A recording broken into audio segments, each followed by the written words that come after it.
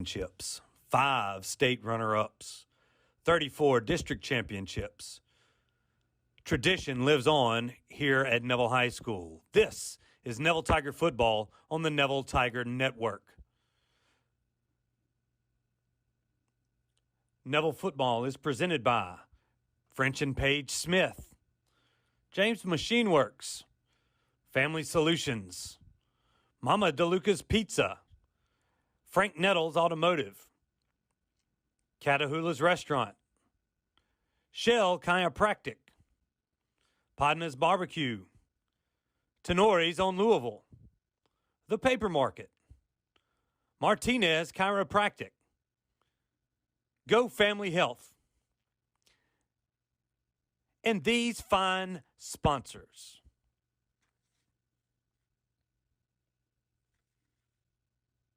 Now it's time to hand it off to play-by-play announcer Stuart Shelby as he joins former Tiger quarterback Robert Lane in the Family Solutions broadcast booth for tonight's pregame show. Take it away, guys. And we're live here from Grambling State University, the site, Eddie G. Robinson Memorial Stadium here. And tonight's contest has moved up a night due to the effects of Hurricane Delta. It's already drizzling a little bit, some of the outer bands working their way into our area, but it's Neville versus Ruston, the second oldest rivalry in the history of Louisiana high school football. Dates back every year since 1931. These two have matched up, and they've also matched up about 5 or 6 times in the playoffs. The Tigers leading the Bearcats, I believe, 49, 42, and 1 over that span. Stuart Shelby now joined by former Tiger quarterback Robert Lane, who's handling the color duties for us this year. Welcome to Grambling, Robert. Yeah, thank you, Stuart. Glad to be here on this sloppy Thursday night. Hopefully the Tigers come ready to play. They're going to be facing a very good Ruston Bearcat team tonight. In this nasty weather, it could get interesting. It's going to be about ball control and who can control the offensive and defensive line of scrimmage. I think that's going to be the key to tonight's game. Yeah, the last time I was at Grambling, Robert, it was a natural turf field. It's been about 15, 16 years ago as we brought to you just real quickly here by Family Solutions. Family Solutions has sponsored the broadcast booth. We are live from the Family Solutions broadcast booth here tonight at Eddie G. Robinson Stadium, but you're right. In these drizzly conditions, a little bit nicer when it's the field turf down there. And Grambling Stadium looks great. I really, as we kick off the show, they have really bent over backwards for us here. Alan Blakeney is the director of media and or at least the video production here, and he has really extended a gracious hand and has taught us a lot, as well as helped us a lot here as we are in pretty much our 2.5 weeks into this Neville Tiger Network, and we're just happy to bring you this broadcast. But let's get back to the field conditions.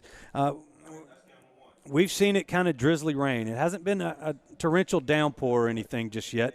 The field's going to be a little bit slick as we see the Tigers on the field getting ready for battle. But you played on turf your whole college career right there. Nights like this, any extra spikes? What do you do for anything like this? Yeah, when we were in college, you could get little longer spikes to put in your cleats for nights like tonight, because this field turf, while it is great as far as field conditions compared to the old grass turf that we all are used to playing on, that can get really, really sloppy. This field turf, while it's great, it does become slick. And I think that's going to be a part of this game tonight with the footing of the players as well as the ball. The ball is going to get wet tonight. These kids have not had any experience at that this year due to one of COVID, not being able to practice a whole lot, but also you don't play in games like this very often in this type of weather. So it's going to be about making adjustments and protecting the ball tonight, Stuart.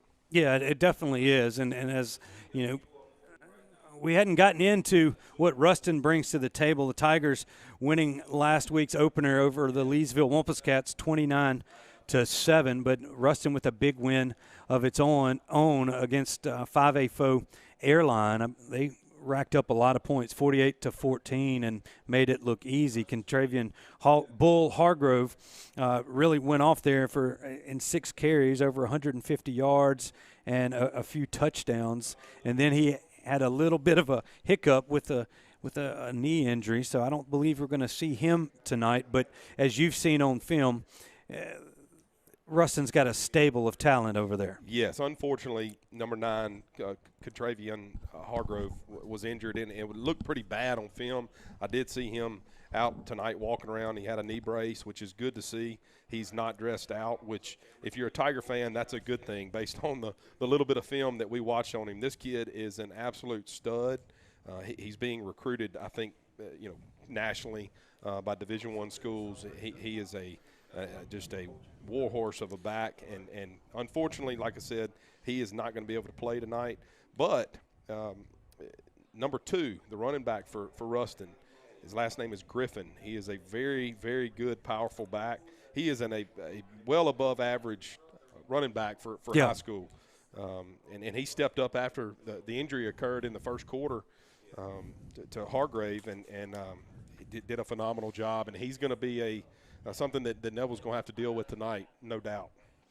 You're right about that. I mean, the quarterback, Willis, I know you remember C.J. Willis, ended up going to LSU playing baseball right there, but it was a talented quarterback in his own right a couple of years ago as the Bearcats got going. But from there, okay, from there we will try to get things moving. But Willis, his younger brother, is the quarterback right now. So what we've got to do from there is really contain him and the Bearcat running backs that we've got in line. So real quick, let's going to take a quick break. We're here in pregame. This is the Neville Tiger Network here as we await the kickoff from Neville versus Ruston right here in Grambling, Louisiana. We'll be right back. Well, no, we're not. We're going to keep that right here. We're going to keep that right here. Robert, let's talk about that Bearcat defense. Yeah, the Bearcat defense, let's talk about that. They are led by Kyle Williams, the new defensive coordinator, who played defensive line here at Ruston, as well as LSU and the Buffalo Bills, an all-pro defensive tackle in the NFL. So he obviously knows what he's doing when it comes to defense. They basically run a 4-2-5, which is 4 down linemen, 2 linebackers, and 5 defensive backs, 2 of those being the safeties. And so they fly around to the football. Number 4 is the linebacker, Jordan Williams, very, very active on tape when I watch the film. He's very fast. He runs to the ball good, and he's a plugger. I expect Ruston and Kyle Williams to try to disrupt the Neville run game by running their athletic linebackers through tonight, through the line of scrimmage and creating chaos there in the backfield. Also, number 37, Brylam Elmore is a linebacker. He's very fast in space. He doesn't do a very good job of getting off blocks, but when he's not blocked, he runs sideline to sideline, and it's going to be a challenge for Neville's two good running backs to be able to get outside as much as they did last week against Leesville. I think tonight's going to be a true test for the Neville offense and the Neville run game.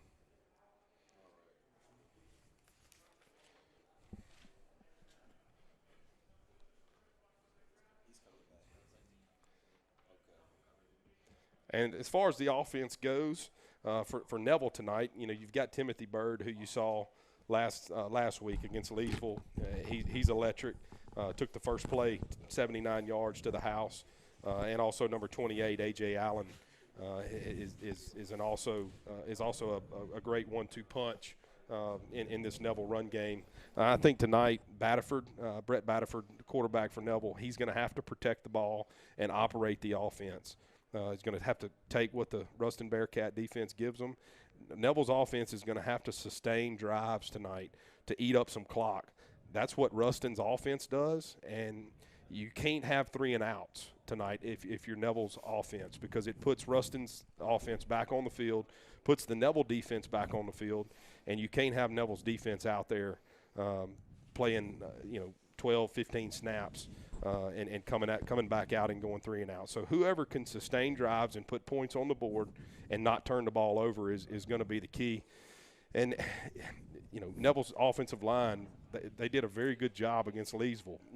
Big Will Campbell kind of anchors that line. He's going to have a big night.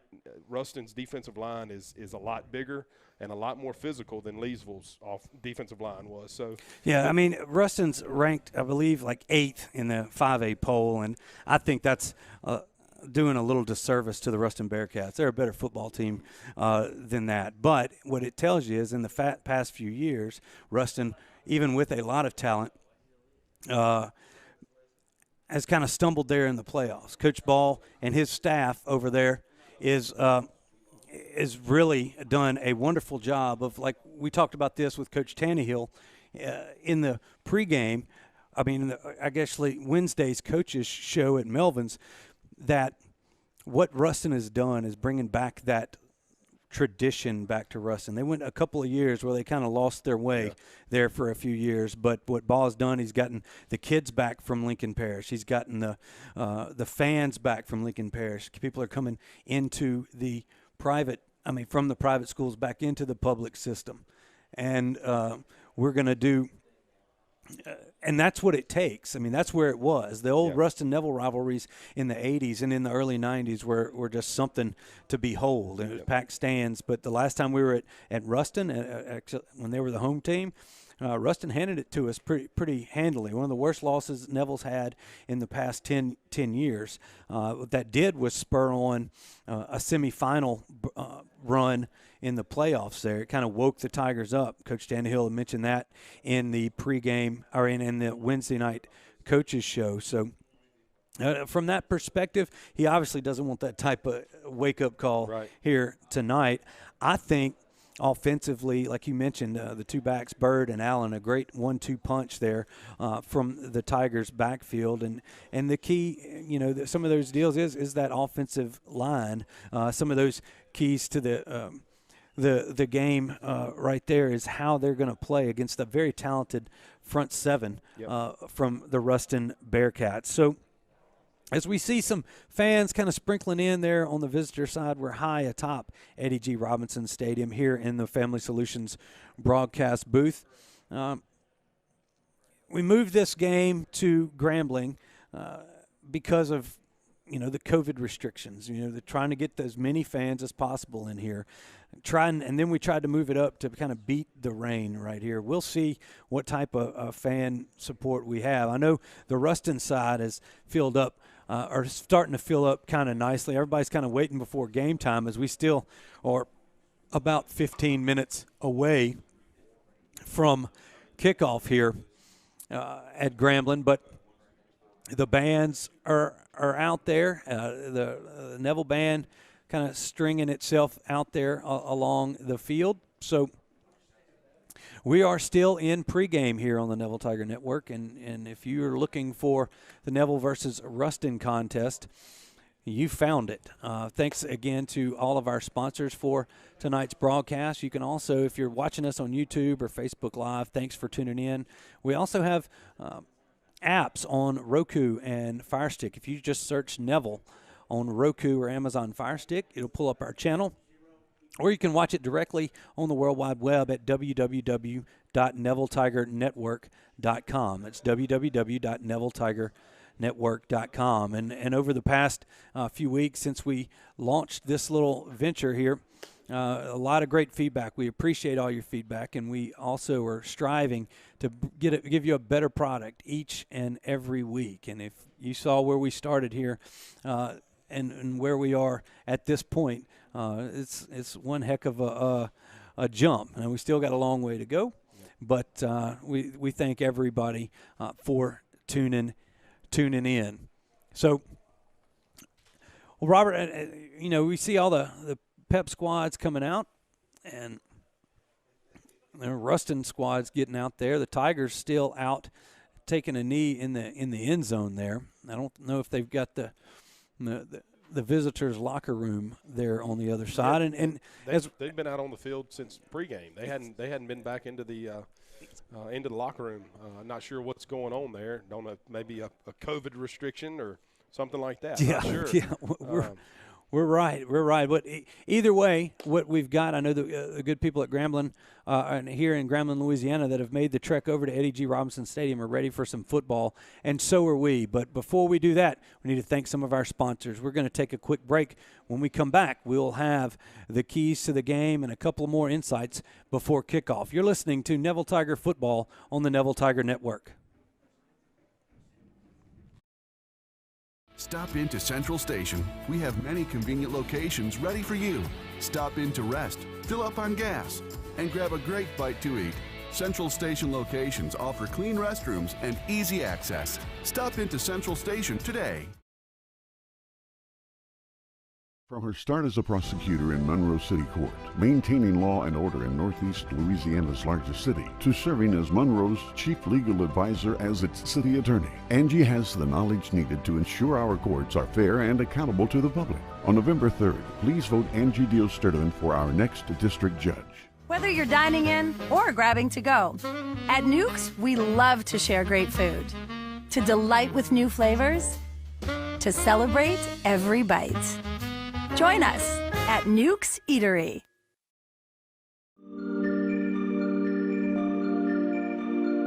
Thank you, Neville coaches, staff, and teachers for taking care of our family.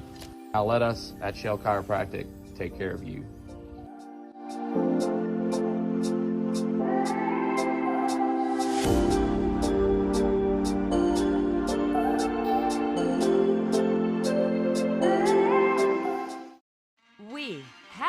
Inventory at Sparks Nissan Kia in Monroe, including huge lineups of popular new Nissan and Kia models, plus more pre-owned options from the best trade-ins. This means we can offer you more choices and competitive pricing. So let's make a deal. Shop the largest selection of cars, trucks, and SUVs, more than any other dealer in Northeast Louisiana, and put a spark in your drive today. Shop in person or online now at drivesparks.com.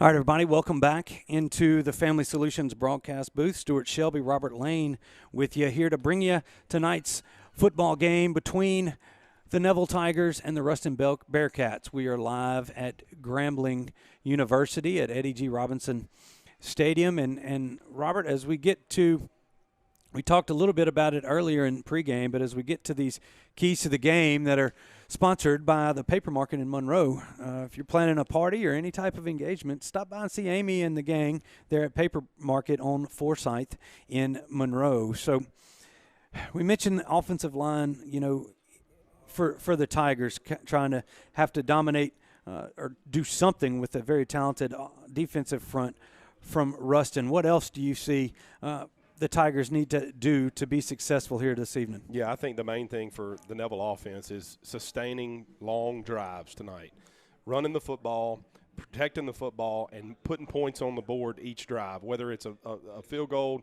or a touchdown. Neville's going to have to eat up some clock and keep Ruston's offense off the field and try to shorten this game and win on this nasty night. Mainly by protecting the ball and sustaining drives. Well, and there you go. Those are the keys to the game, brought to you by the Paper Market. Real quickly, we're going to get our injury report coming up. And as far as the Tigers are concerned, no real injuries to report. A few bumps and bruises from that first game, but this injury report is brought to you by Shell Chiropractic. Gigi Grant and Brud Boudreaux bringing you quality chiropractic care for many, many years as the Ruston Bearcats have taken the field right there. And we talked about the main injury here to the Ruston Bearcats, and that's Bull Hargrove, the talented running back, is going to be out of tonight's game with a knee injury. We do hope for that young man to be able to recover and get back to action as soon as possible. The Tigers take the field, and we're getting closer to kickoff here, about 8 minutes and a half minutes actually there to go.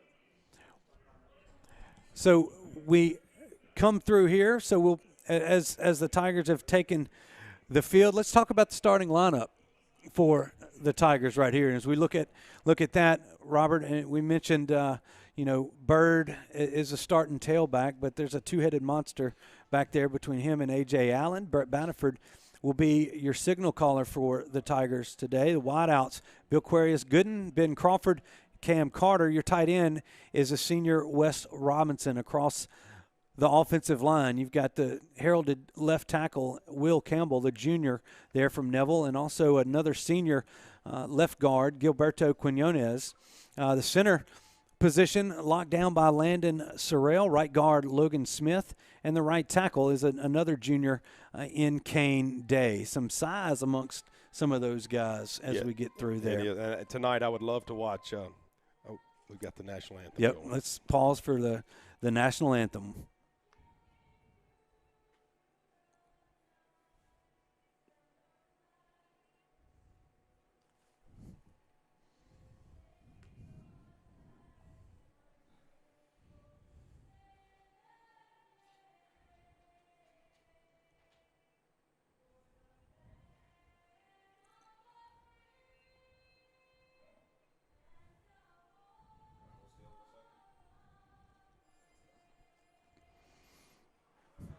There's our national anthem sung here at Eddie G. Robinson Stadium as we await the coin toss there at midfield. Stuart, as I was saying earlier, I would love to see Bill Quarius Gooden get the ball tonight from Batterford. Yep. We've been waiting on it the last two games, the Wasserman scrimmage and Leesville, and it's going to happen. It's going to happen. They've tried to hook up there. As we get there, let's see if we can't get our on-the-field reporter, our sideline reporter tonight, Vince Burks, helping us out, one of the Neville basketball coaches. If he can get out there to the midfield for getting ready for the coin toss. He looks like your captains for tonight's game. Number 5 for the Tigers. That's Lane Blue, the senior running back, and also number 4, we talked about him earlier, Timothy Bird. And what I'm, as Vince kind of prepares hopefully to get to midfield and so we can listen to the coin toss. There we go. As it looks like the way they're doing the coin toss there is very in a socially distant fashion. We've got one down there. One captain from Ruston. That's number 2, DeAndre Griffin. Let's go down to midfield and try to see. Let's get the coin toss.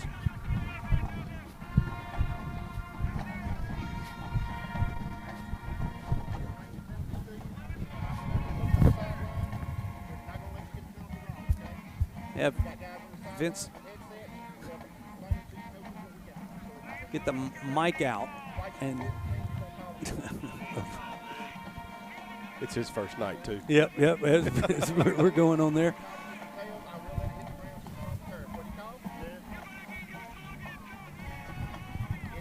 There's the toss. We get it on there.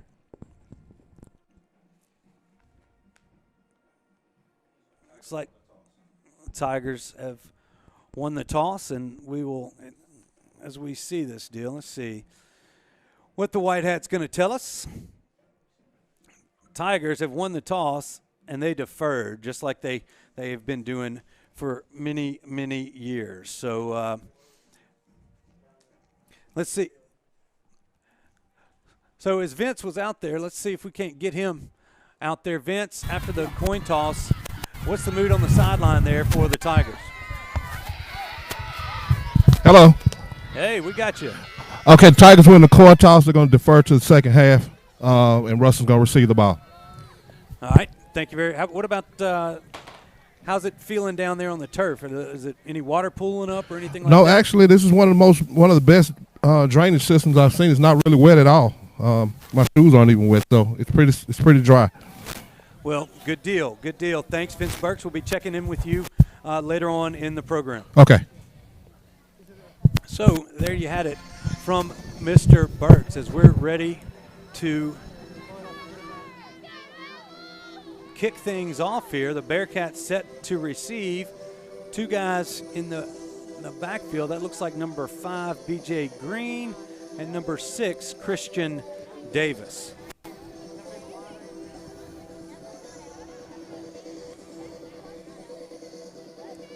The Tigers going to come out onto the field. William Reed going to set the tee down at the 40, and we are ready for the first quarter of play. Kickoff coverage is where it starts. You set the tone for the game right here, Stuart. Hopefully the Tigers can come down there and make some pads pop. Yeah, folks, if you're out there watching, we'd like to thank Catahoulas for being one of our broadcast sponsors. That's the official watch party zone of the Neville Tiger Network. That's Catahoulas there on Desert Street in Monroe.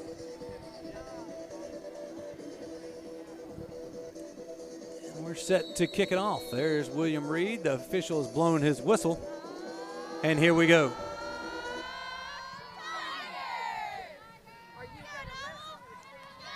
It's going to be Davis with the return. He makes a cut around the 20. He's got a little running room, but he's knocked down from behind by Lorenzel Dubose around the 25-yard line, and that's where the Ruston Bearcats will take over 1st and 10. And Dubose, you know, over the past week got his first major offer here from your alma mater, the Ole Miss Rebels. They know good talent when they see it.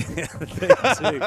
They do. Only thing I can tell you about Dubose is as far as a recruit, he's a little quicker than you were. That's right. There. That's why he's playing defensive back. and we've talked about Neville's defensive backs the last 2 weeks. They have really impressed us. They have covered every time they've had an opportunity, and he's obviously shown that with the Ole Miss coaches. There's a give to the fullback right there. Not much doing for the Bearcats. That's 24, Devian Wilson. Devian's a big kid. He's 6'1", 230. He is a load for a high school fullback. So that's something that Neville's going to have to overcome tonight. Yeah, gain of 2 on the play. 2nd down and about 8 to go here. We're in the first quarter of play. There's another handoff. Trying the right side this time. And once again, the Tiger defense collapses on the running back. That time it was DeAndre Griffin with the carry. So a gain of 1, really, they're going to mark it really no gain right there. So 3rd down and 8 on the opening drive for the Ruston Bearcats. And They swap out a few players. Ruston reminds me of a lot of the late 90s and early 2000 West Monroe football team. They're in the eye most of the time as they line up in shotgun on 3rd down here to try to convert this 3rd and long. There's a flag coming in there from the referee. We'll see what he's got to say. There was an extra man on the field there for Ruston as the fullbacks is trotting off. That'll be an illegal substitution, it looks like. And that'll knock it back about 5 yards to the 22-yard line. So what it was a 3rd and 8 is now a 3rd and 13 for the Bearcats. Well, Ruston's going to they're going to have tight splits with their big offensive linemen and try to stack it in there and pound the ball. Obviously not on 3rd and long, they're not. They got to try to make something happen here. There's the quarterback looking to throw. A Tiger got his hand on him, but he's off to the races. He's running, and the Tigers are going to wrap him up right just shy of the 30-yard line. So the quarterback, Dawson Willis, the younger brother of CJ, avoided a sack and was able to gain a little ground, but not enough for the 1st down. And that's going to set up 4th and 5, and the Bearcats are going to have to punt this one away. Yeah, Neville's defensive line did a great job of creating pressure there and forcing him out of the pocket on 3rd and long, and the Neville DBs came up and stuck him and got him short of the 1st down. I believe that's Dubose back there set to return it for the Tigers. Punts away, and they're going to just call it off, and it's going to bound out of bounds. Let's see where they mark it, at the 32-yard line of Neville. And the Neville defense stood up there in the first drive, and 3 and out from the Bearcats, and now it's the Tigers' turn. That's right. That on was offense. That was Ruston's first 3 and out, and I think that we talked about that in the keys to the game.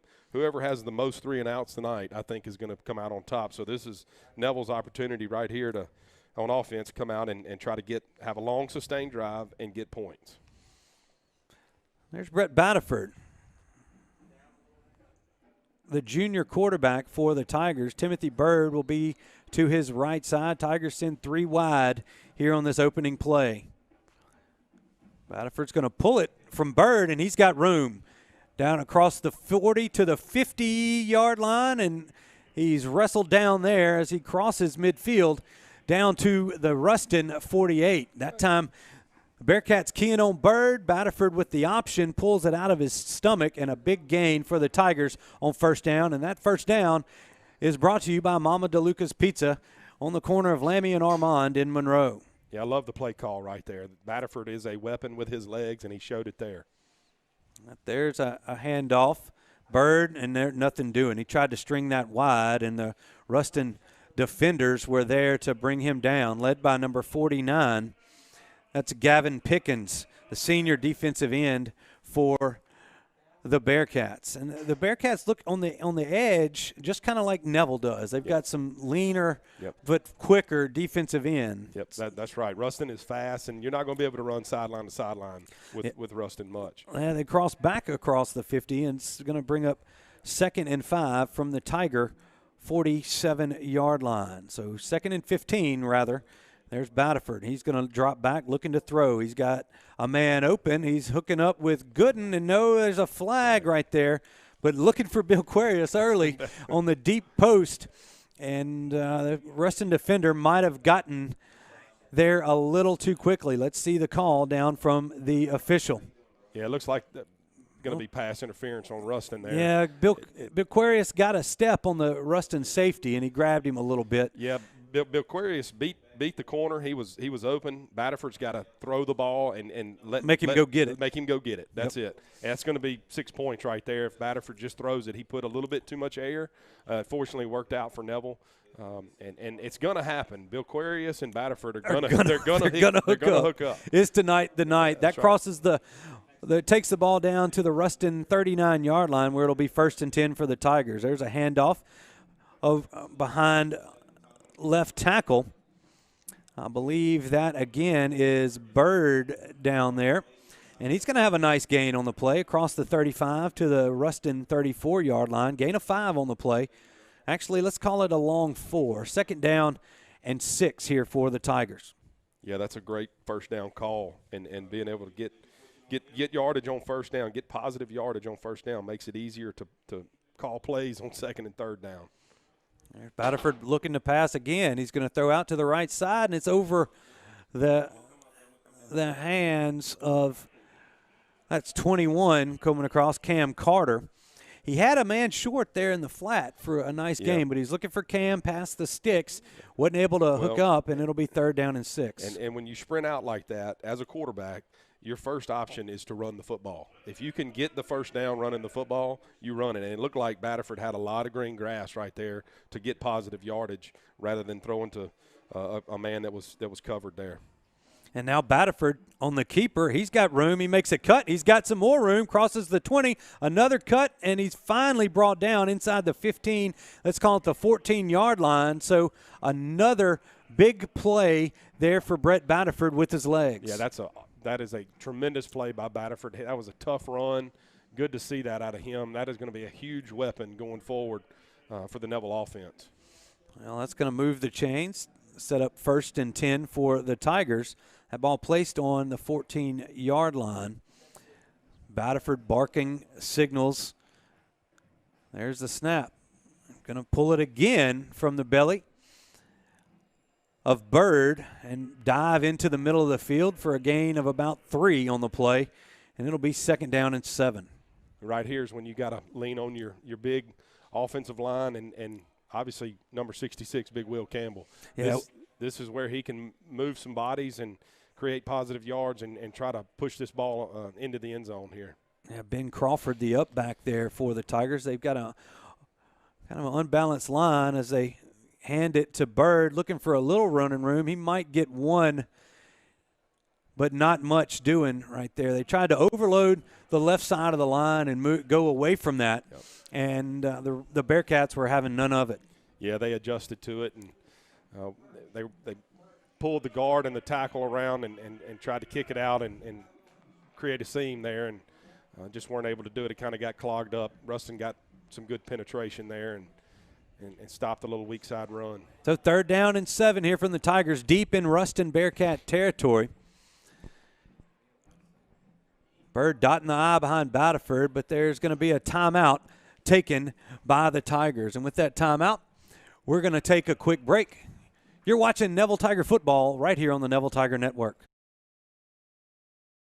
At Caples and Robinson Orthodontics, making beautiful smiles is our passion. Our doctors are Northeast Louisiana's trusted board-certified orthodontists, and they love helping our patients create the smile they've always wanted. I'm Christian Creed. Catherine and I have been your local injury attorneys for more than 20 years.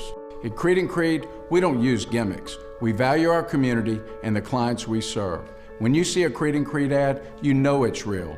Real clients, real results, and no fine print. Don't be misled by out-of-town attorneys using dramatizations or paid testimonials. If you've been involved in an accident, call Creed & Creed today. And we're back here at Eddie G. Robinson Stadium in the Family Solutions broadcast booth, and we're watching the Tigers face a 3rd down and 7 from the Ruston 11-yard line. Batterford barking the signals. He's got it.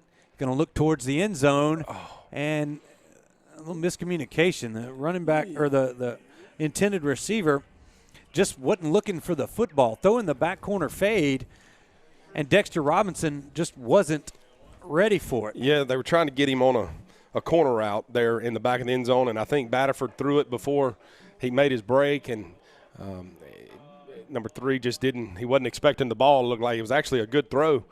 If Neville's receiver is able to track the ball, he can run up under it and catch that, and that would have been 6 points. So the passing game for Neville has got to come together. It's almost there. We've talked about Gooden. Dexter Robinson is a good, quick receiver that has some skills to do some things down the field. So, again, this is only the second game. Neville's offense, the receivers and quarterbacks didn't have a chance to do any 7-on-7s this summer due to the COVID restrictions. So it has obviously showed, but Batterford has a very, very good arm. I think he's going to be a talented thrower, talented passer, and the receivers, they've just got to get on the same page, and it's things like that we've seen early that hopefully they can improve on with a little bit more practice and get that worked out, because that's 6 points right there for Neville's offense. Well, they've tried William Reed out to attempt a field goal. This one, the ball spotted at the 18-yard line. This will be a 28-yard attempt. There's the snap. It is down. The kick is up. No good. And it's no good. He pushed it a little bit right. So a nice drive for the Tigers to open up the first quarter on the offensive side of the football, but it stalls out around the 11-yard line, and William Reed's 28-yard attempt was just a little bit right, and there's still no score. Stuart, they did one of the two things that we talked about in the keys of the game earlier. They had a long, sustained drive. Where they messed up is they didn't get points on the board. Got to be able to finish the drive and get points, especially against a good Ruston defense like they are. I'm not sure how many minutes they took up there on that drive, but that was a good drive for Neville's offense. All right, so the Tiger defense out for the second time tonight. First, they force the Bearcats on a 3-and-out. They take over from the 20. There's a handoff into the interior, and really not much doing once again for the Bearcats. They've been testing the middle of that Tiger defensive line, much to no avail. Yeah, the Tigers' defensive line has held up strong so far. It's allowing the linebackers, Neville's linebackers, to get through and make the play there at the line of scrimmage. Here's second down as Willis under center right here. He's going to step out and make the play call. That's actually number 14, Osborne there, the sophomore. Actually, it is. And once again, another handoff off the left side this time, and not much going on. And it is Jaden Osborne, the sophomore. So I don't know if anything's happened. If this was a planned deal, I don't see Willis there. He's number 7. He's on the sidelines. He's got his helmet back on. So we'll see if we can't figure out what's going on with that. So third down and 7 here for the Bearcats. This is a huge play for the Neville's defense right here. Here's a snap. Looks like Osborne's going to look to throw. He's going deep. He's going right at Dubose, and he knocks it out. That was a great coverage there. Dubose was with him step for step the whole way. Yep, that's the kid that just got offered by Ole Miss, and it shows right there. We've watched that now in 3 games, him run with receivers and be disciplined and look for the football. The only thing I would say there, he could have become the receiver a little better and actually made that play. He chose to bat it down. Still a great play. Now it forces Ruston to have to punt the ball to Neville's offense. Yeah, the second consecutive drive, the Tigers have forced a 3-and-out. Late addition to the Tiger punt team as that ball is snapped back. Punt is away.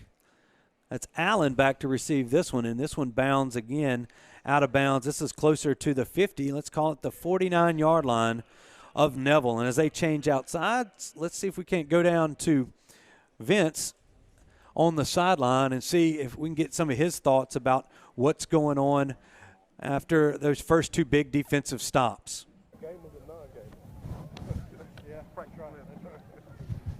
We're looking for Vince down there. Vince, you're with us. I am. How are you doing? There you go. Good. How's the mood on the sidelines after those first couple stops for Neville? Well, we suffered an injury start off, and looked like it was going to be kind of a bad thing. Hen Roberts' shoulder, I think, kind of came out of place, but he's back in the game. Can you hear me? Yeah, I can hear you. Yeah, I think he'll be okay, but right now it's just a typical Neville Ruston game, smash mouth. First team scores probably will win. All right, thanks a lot, Vince. So with that on first, you saw the first down play, only netting the Tigers about 2 yards, but there was an interesting fact about Hinton banged up, but he says he's getting back in there and he's ready to go. Yeah, we're going to need him. There's a throw looking for Robinson again from Battleford, and that well defended by the Ruston Bearcats. I believe that was 15, Aaron Wright, who broke that pass up. So the Tigers facing another third down here. Yeah, they were just trying to throw the hitch there and get some yards on second down to make third down a little more manageable here. And now they face a third and long. It makes it tough. You're going to have to make a play right here. All right, A.J. Allen in there beside Battleford here on this third down play. 7:55 to go here in the first quarter. He's going downfield into coverage, and that pass is broken up. He went to double coverage, and one of the corner came off of Gooden, it looked like, and came into there. So, yeah, look, I don't know if someone maybe ran the wrong route there. 2 Neville receivers ended up really close to each other, and it brought the Ruston defender over to where Battleford was trying to throw the ball, and it was kind of hard to tell if they were supposed to be. I know they weren't supposed to be that close together, so I'm assuming somebody got off track there. Tigers are set to punt this one away.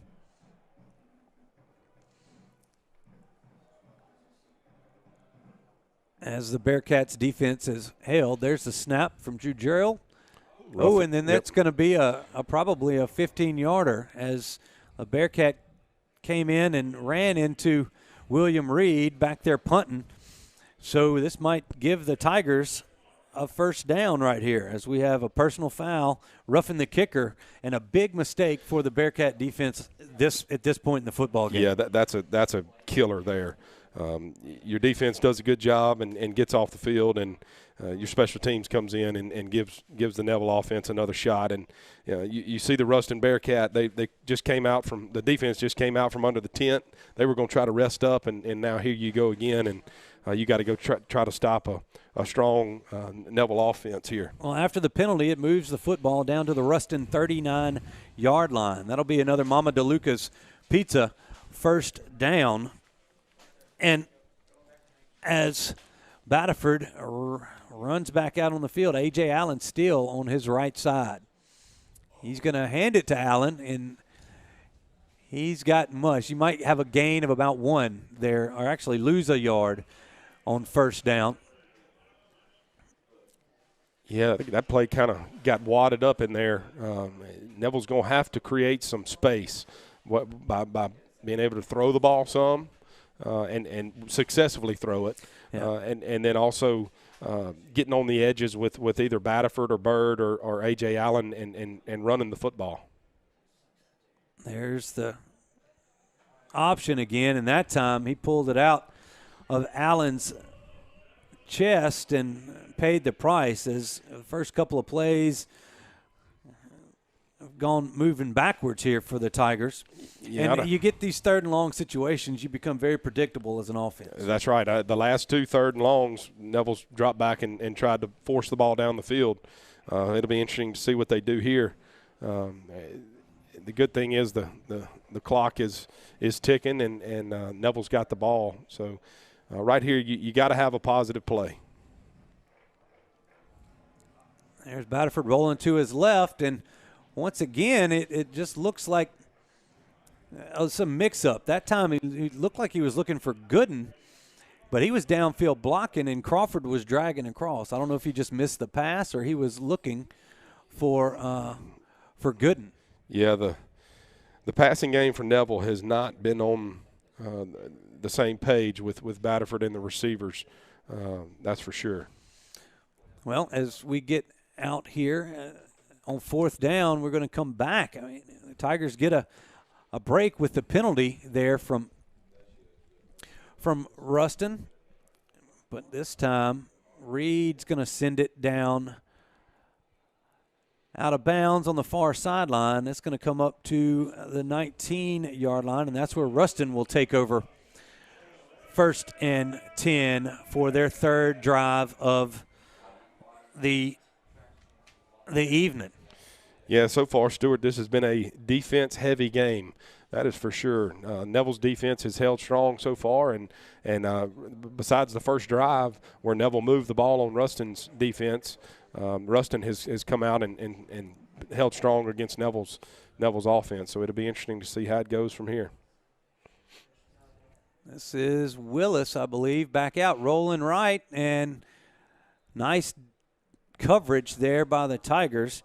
That's number 30, Zay Strawder, on that one right there. Yeah, the wet night was involved in that right there. Number 10 just wasn't able to hold on to it. That was a good throw. It was good coverage by Neville, but a good throw by the quarterback there at Ruston, and just went straight through his hands. I'm sure the ball is pretty slick as I watch the rain come down here tonight.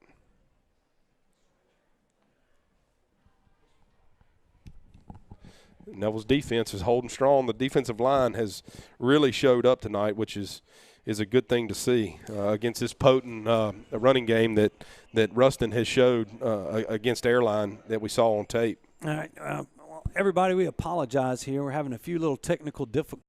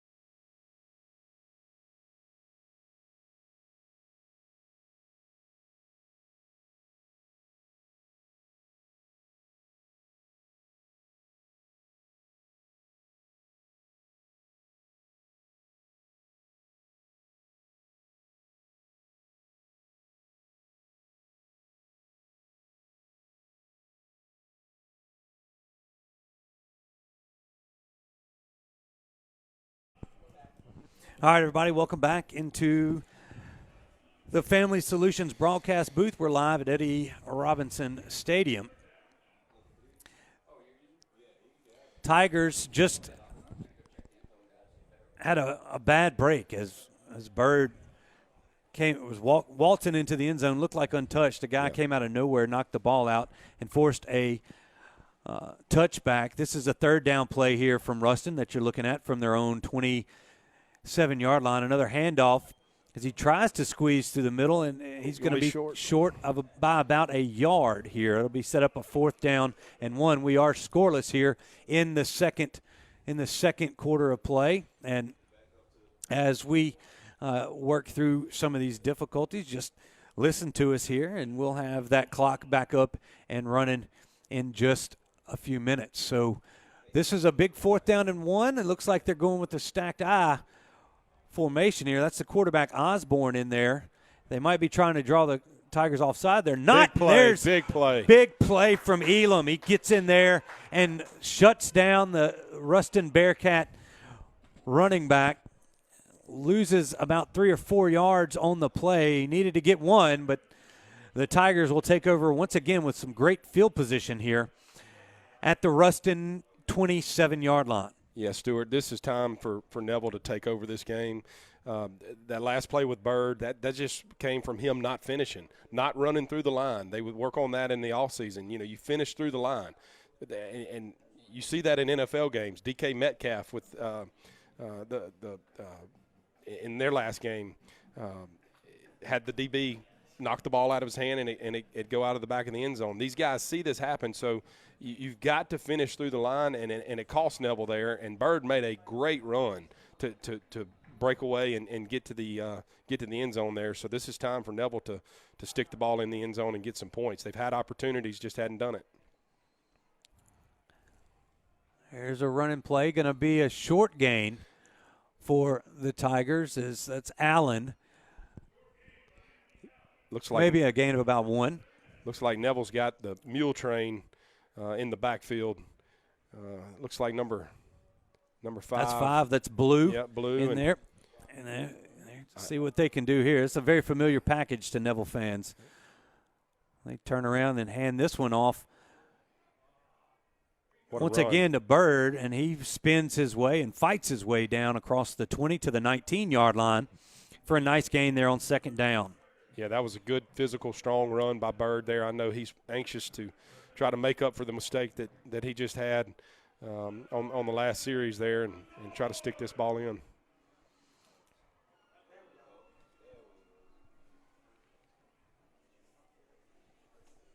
So 3rd down and 2. Big 3rd down here for the Tigers. Still no score here in Ruston. We're in the second quarter, about 9:37 to go. There's a handoff to the first man through. That's Blue, and he barrels his way for a 1st down to the 15-yard line. That 1st down sponsored by Mama DeLuca's Pizza. They are on Lammy Lane in Monroe. Lane Blue is a tough kid. He's not a kid. There's no doubt about it. He's playing linebacker tonight, and now they've got him in there on the mule train, and that was a huge 3rd down conversion there, and he had to fight for every yard that he got. Yeah, 6 foot, 245-pound kid is who you're talking about. There's, once again, a nice move there from Timothy Bird, and he shakes his way down. Are they going to mark him short of the 1st down? I think they are, right there at the 6-yard line. It'll bring up 2nd down and 1. Yep, I was watching Blue on that play. He led the way there. He actually got a really, really good block there to free Bird and let Bird get the extra yardage, and another strong run by Bird. 2nd down is short, keeping the mule train in there. They turn around, once again, hand it to Bird. He's going to have the 1st down to around the 3-yard line, or they're going to mark it at the 4. So it'll be 1st and goal from the 4 for the Tigers. And if you're just joining us, Tigers missed out on a scoring opportunity there with a nice defensive play by Ruston, a hustle play, if you will, knocking the ball out of Bird's hands as he was about to waltz into the end zone. But here they are knocking on the door again against this Bearcat defense. Yeah, it looks like number 44 has entered the game at running back for Neville here in the mule train. Turn around. We're going to hand it. That is Allen weaving his way behind the big bodies, and the Tigers have struck first here at Grambling State University. Yeah, that was an impressive drive right there. They came out from the start and said, we're going big on big, and we're just going to out-physical you, and that's what happened. They moved the ball straight down the field and put points on the board.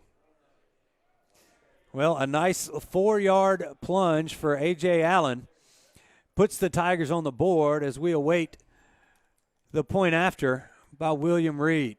Batterford's the holder right here. Drew Jarrell is the snapper. There's the snap. The kick is up. Good. And it is good. So with 8:15 to go here in the second quarter, the Tigers lead the Bearcats by the score of 7-0. We'll be right back. You're watching Neville Tiger football on the Neville Tiger Network. Sparks Nissan Kia is your home of the largest lineup of Nissan and Kia in Northeast Louisiana. Titan, Rogue, Altima, Optima, Sorrento, and more. Not to mention our huge selection of pre-owned cars, trucks, and SUVs to fit any budget. Our finance center will help get you behind the wheel with a lease or loan solution. Shop the area's largest inventory of Nissan and Kia online or give us a call. Put a spark in your drive. Sparks Nissan Kia, I-20 and 165 in Monroe. Looking for a place to watch Neville Tiger athletics in a beautiful setting? Well, look no further. Catahoula's, located on beautiful Bayou Desert in Monroe, is your place. They are the official watch station of all things Neville Tiger Network. Go see Colby and the gang there at Catahoula's and enjoy some fine food and a great atmosphere. That's Catahoula's on Desert Street in Monroe. All right, we're back here in the Family Solutions broadcast booth, high atop Eddie G. Robinson Memorial Stadium here on the campus of Grambling State University. The Tigers just poked in a 4-yard A.J. Allen touchdown run to go up 7-0 on the Bearcats as William Reed gets a kick down the field, and that's going to roll out of bounds around the 4-yard line. That'll be a penalty, and the Tigers special teams woes still kind of shaky here so far in this wet and rainy night. They're going to place this ball on the 35-yard line, and that's where Ruston will take over 1st and 10. Yeah, it looked like he was trying to squib it down there, just squibbed it a little too much and caught it off the side of the ball and rolled it out of bounds, unfortunately, and gives Ruston good field position to start this drive. But hopefully Neville's defense can continue to hold strong here. See, that's Willis back in there, I believe, as he hands off. And once again, you talked about the battle up front tonight, and I would say the Tiger defensive front has been doing its job thus far. Yeah, so far they have dominated the line of scrimmage. Now, still a lot of football left to be played here in only the second quarter. So Ruston, they've got the opportunity to make big plays. We saw that against Airline, so Neville's going to have to stay strong up front. 2nd down and 10 as once again a host of Tigers are in the Ruston backfield, and that's going to lose a yard or two here for the Bearcats and bring up a 3rd down and 12 from their own 33-yard line. Yes, Stuart, it's not good when you've got all the offensive linemen standing at the line of scrimmage and all of the defensive linemen for Neville on the ball carrier, and that's what happened right there. I was looking at some of the Ruston Bearcats offensive linemen. It looks like they're frustrated and trying to figure out some way to tame this Neville defensive line. Yeah, 7:10 to go here in the second quarter of play. Neville leads Ruston by the score of 7-0. Another snap, and that's given to the first man through, and they miss him, and that's the big man running down wild and free. That's 24, Devian Wilson out there, and that one time he missed a assignment, and they hit the right gap, and a big gainer for the Bearcats. That was the big play that I was talking about. That's what the veer can create. They run in the midline veer there, and you've got to play assignment football on defense. And it looked like Neville broke down there and didn't see the give, and the Ruston Bearcats broke free for a big play. There's another run, and he's broken free in the ends, and he's weaving himself around and finally brought down inside the 10. Let's call it the 7-yard line. I believe they're going to mark mark him down, and that's number 20. Or actually, 26 there. 26. There we go. That's Jeremiah Green, a junior running back, as they run it, and they're going to hand it to him again. This time, not much going on the first and goal play down inside the Tiger 10. So the Tigers had done their job there, and a couple of big plays by Ruston has allowed them to get deep into Tiger territory. That ball placed on the 6-yard line. Yeah, and it'll be second down and goal. They got in here to the goal line, and here comes big Will Campbell coming in at defensive end, try to add a little support and an anchor down here on the goal line when things get tight. Wilson going under center. Bearcats in the eye. Hand it. Nope. He's going to hold it himself, and Willis pays the price. As 44, that's Hinton Roberts. Obviously, he had a little bit of shaken up early in this game, but he was back in there. Yeah, hopefully he's using his other shoulder. And that time Willis paid the price. It's 3rd down and 5, and the Bearcats have taken a timeout. So we're going to take one, too. We'll be right back. This is Neville Tiger Football, Tiger Network. Having back trouble? Well, Dr. Scott Martinez at Martinez Chiropractic may be able to help you out. Why don't you give him and his friendly staff a call, 654-4310, to set up your next chiropractic appointment. Martinez Chiropractic is located at 1828 Tower Drive in Monroe. Scott Martinez is a former Neville Tiger and supports all of Neville athletes. Dr. Justin Tarver and his team at Tarver Dental can handle all of your general, restorative, and cosmetic dentistry services. Give them a call today to schedule your next appointment. 318-343-6006. And we're back here live from Eddie G. Robinson Stadium on the campus of Grambling State University, coming to you from the Family Solutions broadcast booth. Tiger defense facing a 3rd and goal from the 5 down here. The Bearcats popped a couple of big plays to get down here. They're trying to poke it in to even this thing up. They go with the counter. Nope, they're going to roll out Willis. He throws it up, and it's picked off. He's got one man. If he can shake Willis, he does. That's 31. That's Dubose. He picked it off around the 2-yard line. He's trying to weave his way. He's at the 20, the 10, the 5, and the touchdown Tigers. Lorenzel Dubose picks him off at the 2-yard line as Willis was getting pressured and takes it 98 yards to the house, and the Tigers have the momentum back. Big-time play by the Neville defense right there. Will Campbell put the pressure on the quarterback when he was sprinting out. The quarterback just kind of threw the ball up for grabs there, and 31 for Neville Dubose was there and took it 100 yards for the score. That is a big-time play. Yeah, turn of events for the Tigers. And as we await the extra point try here from William Reed, I don't know what's going on down at the officials are trying to spot it. There, they've got it spotted. Here we go. Tigers in the familiar swinging gate formation. Reed comes back in to get set. There's the snap, the kick, and it is good. So what a play. Lorenzel Dubose with a 98-yard, hold that thought right there.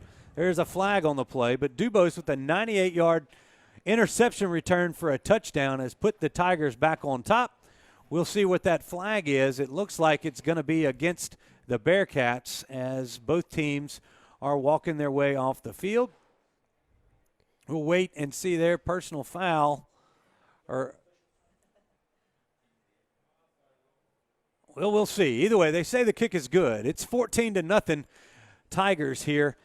We'll be right back. You're watching Neville Tiger football on the Neville Tiger Network. If you're tired of all the normal pizza options in Northeast Louisiana, give Mama DeLuca's Pizza a try. Mama DeLuca's Pizza is located inside the Subway at the corner of Lammy and Armand in Monroe. Go see Mr. Steve and Miss Connie and give them a shot. Their pizza's really, really good.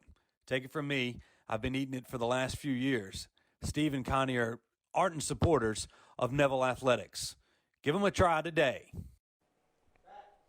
All right, everybody, welcome back to the campus of Grambling State University. We're live bringing you tonight's broadcast of the Neville versus Ruston high school football game. We're in week 2 here in Louisiana high school football. Tigers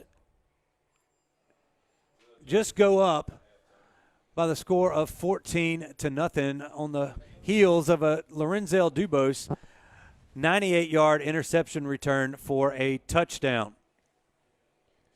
And that was obviously a personal foul against Ruston after the extra point, as this time William Reed is kicking it from the Ruston side of the 50 on the 45-yard line.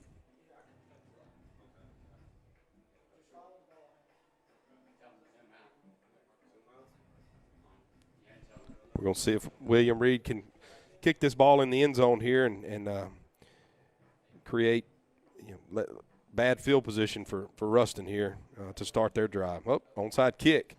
Neville's going. Are they going to get on it? I believe Neville they do. The Tiger ball. deal. That's a huge, huge play, and that's still fighting for it. But the Tigers are going to recover it, and Tigers trying to pull out there, and that's a little razzle-dazzle play. That's Connie's razzle-dazzle play from Mama DeLuca's right there. The Tigers recover it. They're going to spot the football at the 34-yard line of Ruston. And let's try to check in down there after that huge play with our sideline reporter, Vince Burks. Vince, are you with us down there? I mean, what a play. If you are, what a play by Dubose to really turn the tides here, and another big special teams play from the Tigers.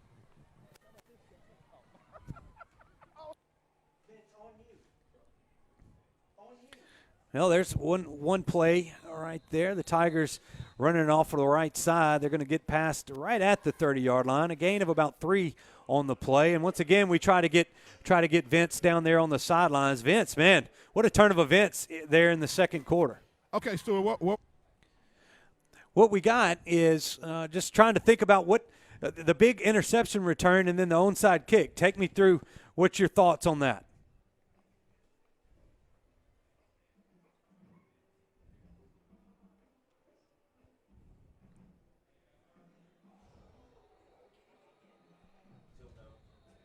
$98 yards, but I thought it was 100. He was right there on the black, and he took it the rest of the way.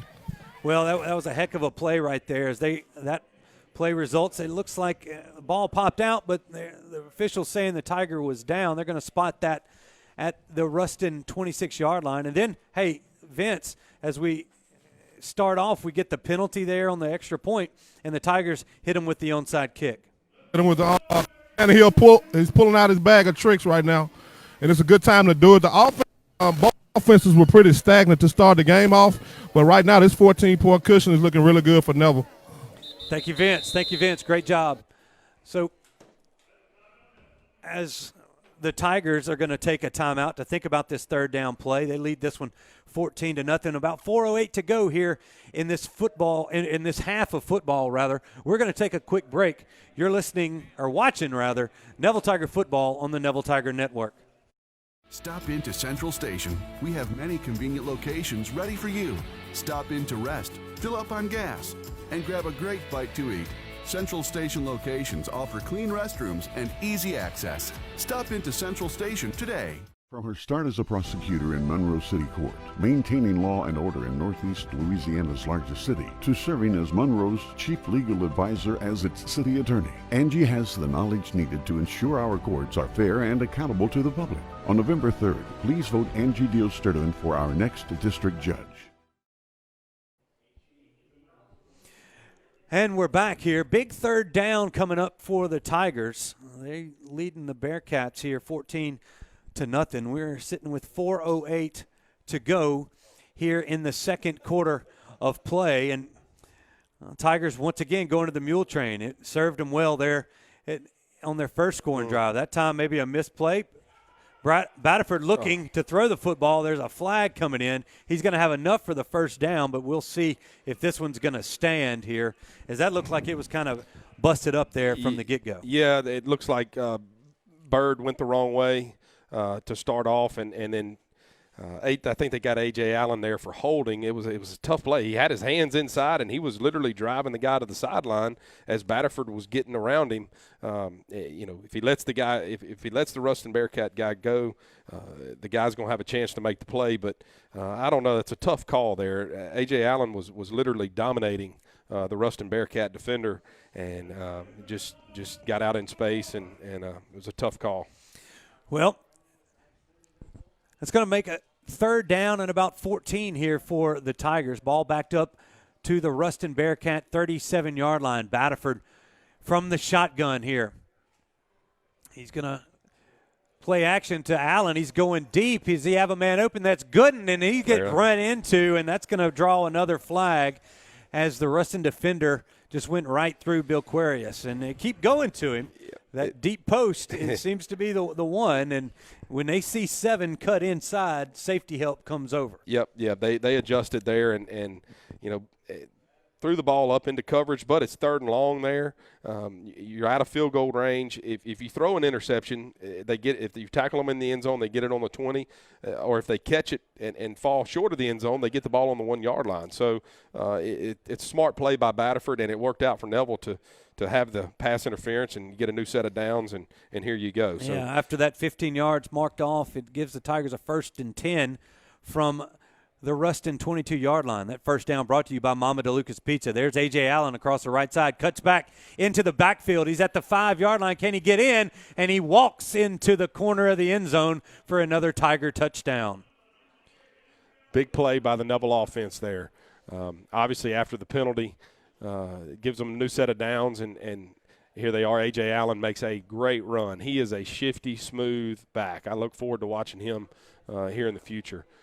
So big time play there. Put up points, and Neville goes up 20-0. Yep. So as the Tigers sit here awaiting the extra point try, we have a 20-0 lead as Reed sets back, puts it up and through. So, folks, with 3:33 to go in the first half, the second quarter, Tigers leading the Bearcats by 3 touchdowns. We're going to take a quick break. We'll return for more Neville Tiger football on the Neville Tiger Network.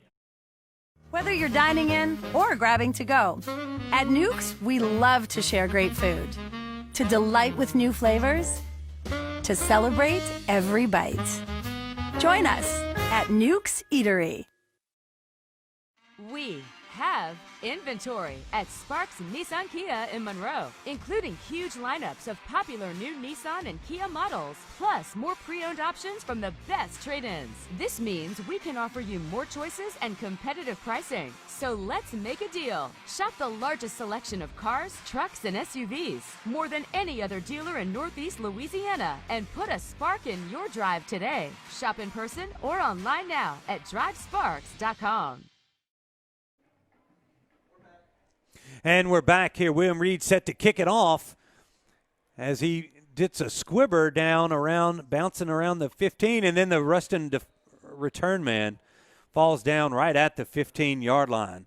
That was Demarion Roan there, just slipped on the turf, and the Bearcats will take over 1st and 10 from their own 15-yard line. Yep, Neville's got the opportunity to come up with a big defensive stop here and get the ball back to the offense here, before halftime.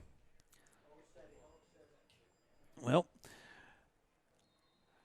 the Bearcats had a drive going right there before the Dubose interception. Let's see if they can't get back on track right here. Is another handoff up the left side and a couple of yards on the carry. I believe that's big number 50 there for Neville's defensive line coming up with a play. Nice play by him. That's David Jackson, a big tackle for the Tigers. Yeah, he's taking up some space there on the interior line, that's for sure. And the Bearcat defender was on him, and he stuck his arm out and made a good tackle there. There's the Osborne drops back. He's rolling out. He's in trouble. Can he outrun the edge? He's got the corner, and he's down and out of bounds. They're going to mark him out at the 48-yard line. So a nice run. Griffin McGee kind of over-pursued on that one, and Osborne got the corner.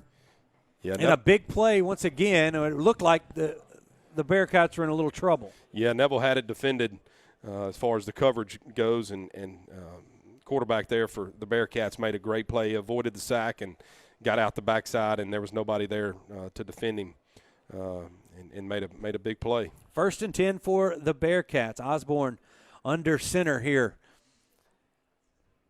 He's going to hand it off. That's the first man through. That's big number 24, Devian Wilson. He's going to maybe get a couple. Let's call it 1.5 on that. Ball's going to be spotted just shy of the 50-yard line on the Ruston 49. Yeah, that play, they defended the dive there, whereas earlier Neville's defense did not, and gave up a big play, but the defensive line swallowed him up there. Here's Osborne again, looking to throw the quick out, and that ball just over the outstretched hands of the intended receiver for the Bearcats, but he was hit by number 30. That's Straughter over there on the far sideline. Again, great play by the DB. I mean, he broke on the ball, didn't get there too early to create a pass interference, and made a play on the ball, and now it's 3rd and long for the Ruston offense. So 1:59 to go here in the second quarter of play. Osborne rolling out again. He spins around to the back. I think they might have a chance. He gets to the 45. He's going to be shy of the first down. They're going to mark him out at the 44-yard line.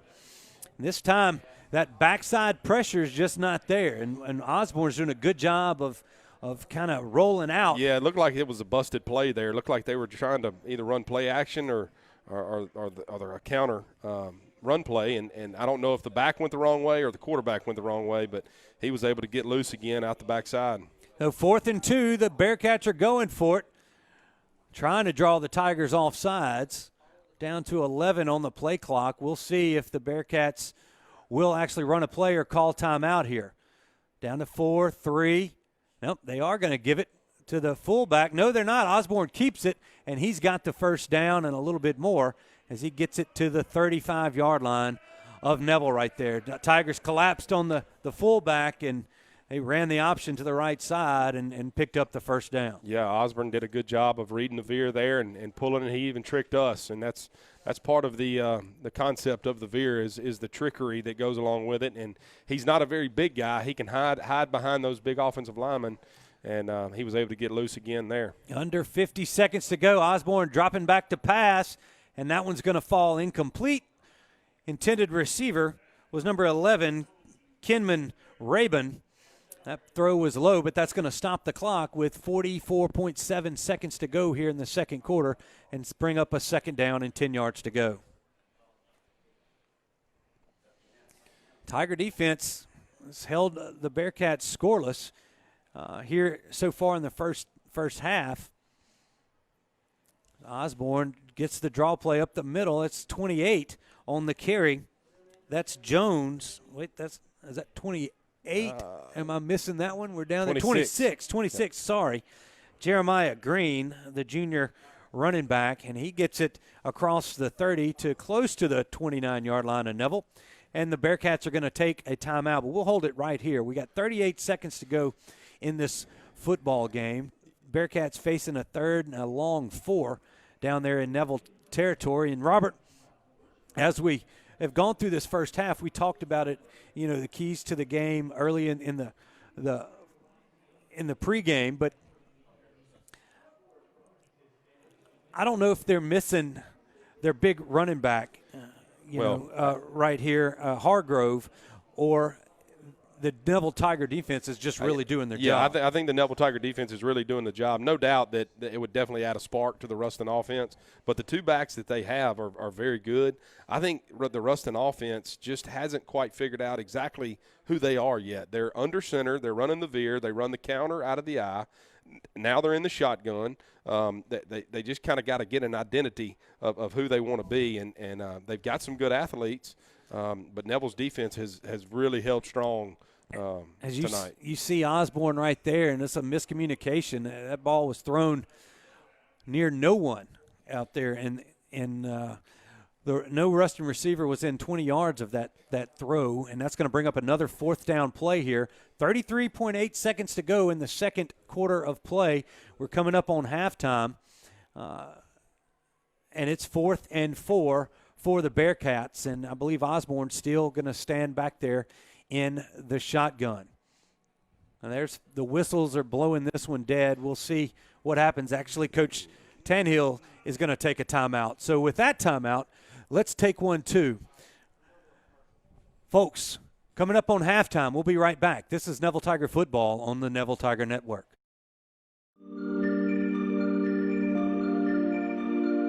Thank you, Neville coaches, staff, and teachers for taking care of our family. Now let us at Shell Chiropractic take care of you.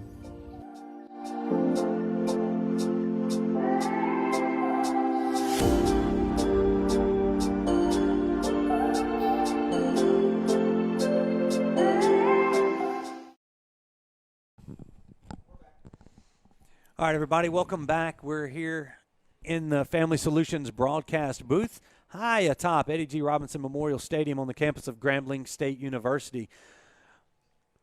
First half has been kind of all Neville, and some big plays mixed in there. Now they're looking for another one as the Bearcats are facing a fourth down once again on this drive. We've got 30 seconds to go here in the second quarter of play. Osborne in at quarterback for the Bearcats. He calls for the snap. He's going to pull it out and call his own number, and he's not going to get enough for the first down. They're going to mark him about a yard short. Needed to get to the 25-yard line. They're going to mark him down at the 24, and the Tiger defense has held once again. Yeah, great play there by Lane Blue coming through and stopping him just before he gets the first down. That's a big-time stop by the Neville defense, gets the ball back to the offense. I'm sure they're just going to take a knee here and go in with a 21-0 halftime lead. Yeah, they're going to get the football back to start the second half. That's right, and you got to feel good if you're the Neville football team going in here on the road against Ruston, 5A school, leading 21-0, and they've dominated the line of scrimmage, as we talked about earlier, that would be what they had to do. Now, don't think that Ruston's not going to make some adjustments at halftime. Yes. I definitely believe that Coach Ball is a very good football coach, and the Bearcats will be making that. There's Batterford under center, and it looks like he will be taking a knee, and then one of the Tigers jumped right there. He was going to take a knee, but they're going to probably back the Tigers up 5 yards, as it looked like that might have been the left guard there. Gilberto got caught on that one, on the kneel play. Folks, coming up, stay tuned for our Go Family Health halftime report.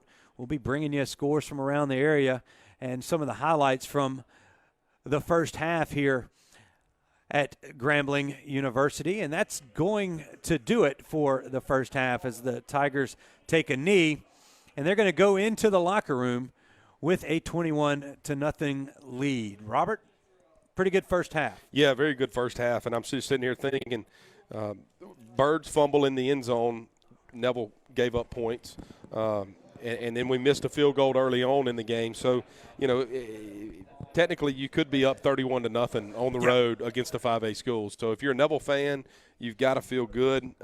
Hopefully Neville's going to be able to make the adjustments that they need, and expect Ruston to make some adjustments here at halftime. That's what good football teams do, and I know that Kyle Williams, the defensive coordinator there for Ruston, is not going to be very happy with his defensive performance. Kyle and Rocky Kingery helping him out as well. So former Neville Tiger grad right there. He lured him over here to the Ruston side of things. Well, folks, it's halftime here at Grambling University. Neville leads this one 21-0. When we return, we'll have the Go Family Health halftime show coming right up. Thanks for watching. This is Neville Tiger Football on the Neville Tiger Network. Stop into Central Station. We have many convenient locations ready for you. Stop in to rest, fill up on gas, and grab a great bite to eat. Central Station locations offer clean restrooms and easy access. Stop into Central Station today. From her start as a prosecutor in Monroe City Court, maintaining law and order in Northeast Louisiana's largest city, to serving as Monroe's chief legal advisor as its city attorney, Angie has the knowledge needed to ensure our courts are fair and accountable to the public. On November 3rd, please vote Angie Dios-Sturtevant for our next district judge. Whether you're dining in or grabbing to go, at Nukes, we love to share great food. To delight with new flavors, to celebrate every bite. Join us at Nukes Eatery. We have inventory at Sparks Nissan Kia in Monroe, including huge lineups of popular new Nissan and Kia models, plus more pre-owned options from the best trade-ins. This means we can offer you more choices and competitive pricing. So let's make a deal. Shop the largest selection of cars, trucks, and SUVs, more than any other dealer in Northeast Louisiana, and put a spark in your drive today. Shop in person or online now at drivesparks.com. Looking for a place to watch Neville Tiger Athletics in a beautiful setting? Well, look no further. Catahoula's, located on beautiful Bayou Désert in Monroe, is your place. They are the official watch station of all things Neville Tiger Network. Go see Colby and the gang there at Catahoula's and enjoy some fine food and a great atmosphere. That's Catahoula's on Désert Street in Monroe. If you're tired of all the normal pizza options in Northeast Louisiana, give Mama DeLuca's Pizza a try. Mama DeLuca's Pizza is located inside the subway at the corner of Lammy and Armand in Monroe. Go see Mr. Steve and Miss Connie and give them a shot. Pizza's really, really good. Take it from me, I've been eating it for the last few years. Steve and Connie are ardent supporters of Neville Athletics. Give them a try today. Tommy Hayes is running for district judge to restore confidence in our courts, keep our communities safe, be accountable to the public, and ensure fair and equal justice for all citizens. Tommy Hayes, the right vision for our courts, the right experience, the right choice as our next district judge.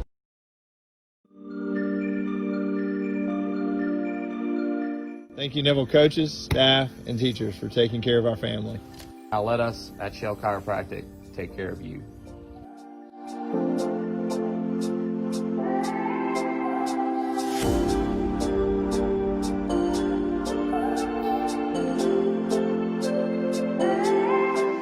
At Caples and Robinson Orthodontics, making beautiful smiles is our passion. Our doctors are Northeast Louisiana's trusted board-certified orthodontists, and they love helping our patients create the smile they've always wanted. At Origin Bank, we know that customers have many choices when it comes to banking. We also know that customer service isn't just a department, it's an attitude. The Origin vision is to create unique banking experiences that impact the world around us. And that's why we don't just talk about customer service, we live it. It is our promise to you to treat every customer like the only customer every time. Stop by your local Origin Bank today and learn what it means to bank original. Having back trouble? Well, Dr. Scott Martinez at Martinez Chiropractic may be able to help you out. Why don't you give him and his friendly staff a call, 654-4310, to set up your next chiropractic appointment. Martinez Chiropractic is located at 1828 Tower Drive in Monroe. Scott Martinez is a former Neville Tiger and supports all of Neville athletes. Since 1977, if you thought barbecue in Monroe, you thought Podna's Barbecue, Louisiana's original barbecue joint. Stop by for dine-in or takeout today. That's Podna's Barbecue on Highway 165 in Monroe. Dr. Justin Tarver and his team at Tarver Dental can handle all of your general, restorative, and cosmetic dentistry services. Give them a call today to schedule your next appointment. 318-343-6006. Back into the Go Family Health halftime report. Your halftime score here from Ruston, Louisiana is Neville 21. Actually, Grambling, Louisiana. We're at Grambling State University. Neville 21. We'll get it all right here. It is halftime. Neville 21, Ruston 0. And real quick, we're going to go down to our sideline reporter, Neville coach Vince Burks. Vince is down there, Mr. Pickham Grissom himself, and he's got a couple of Tigers and one that has got a new role at Neville High School. That's Coach Mickey McCarty. Let's welcome Coach into the broadcast. So take it away, Vince. Okay, we got Coach, Principal Mickey McCarty here now. He'll always be Coach McCarty to me. Coach, on the sideline here, Grambling, watching the Neville Tigers play Ruston. Do you get any like nostalgia? You feel like you want to get out there and coach sometime? Well, I tell you what, first of all, first time in this Grambling Stadium. This is a nice setup over here. Since they've got the turf, this is a nice setup. Appreciate them letting us in here to play. But, yeah, as far as me personally, no, I'm really enjoying watching this good football game. Our kids are playing really hard, and obviously it's different for me, but our coach is doing a great job with our team, and our kids are playing at a high level right now.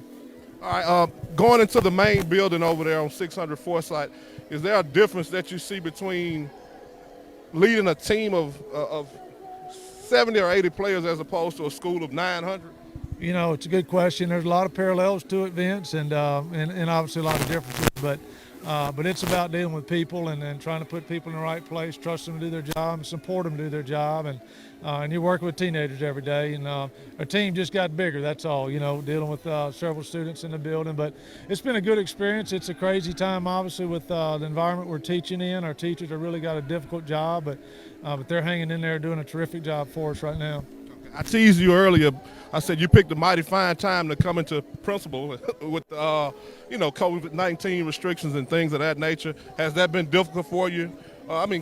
Considering this is your first year as a principal, I guess it all was different, but has there been anything different with it that you?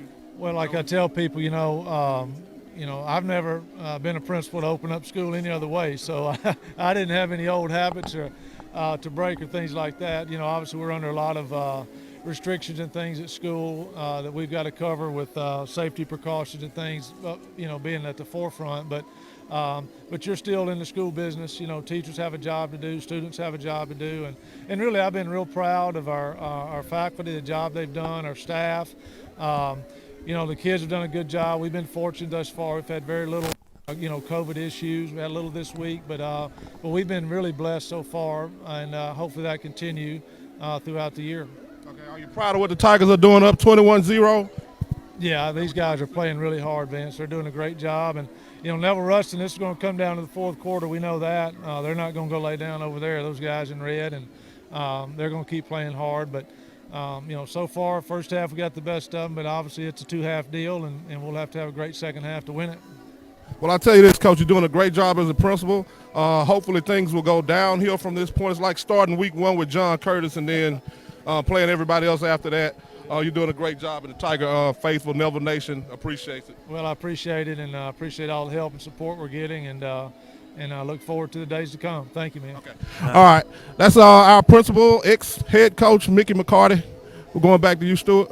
Yep. Thank you very much, Vince. Great job down there. And that halftime interview was brought to you by Frank Nettles at Frank Nettles Automotive. And he is if you know Frank, he's over there doing the radio stuff, and I've been with Frank the last 10 or so years and doing that stuff, and he always brings a lot of life to the game, but he also can bring a lot of life to your vehicle if it's acting a little funny. So thanks to him for being a sponsor here on the Neville Tiger Network. Folks, we're in the Go Family Health halftime show here at Grambling State University.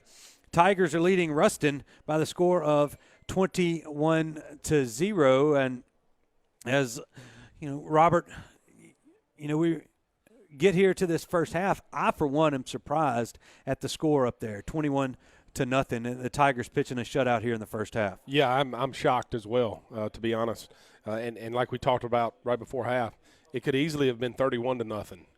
Bird loses the ball in the end zone on an easy score, and then we miss it's not a chip shot field goal, especially on a night like tonight, but it's one that Neville can make. So easily could be 31-0 here against a very good Ruston Bearcat team. Yeah, definitely. The Bearcats aren't slouches, as they manhandled Airline last week, 48-14, and losing their big running back Hargrove, I know has kind of hurt things, but I really think the Tiger defense has stepped up to the challenge here, at least in the first half. We'll see what Ruston brings out in the second half, and a lot of people, highly touted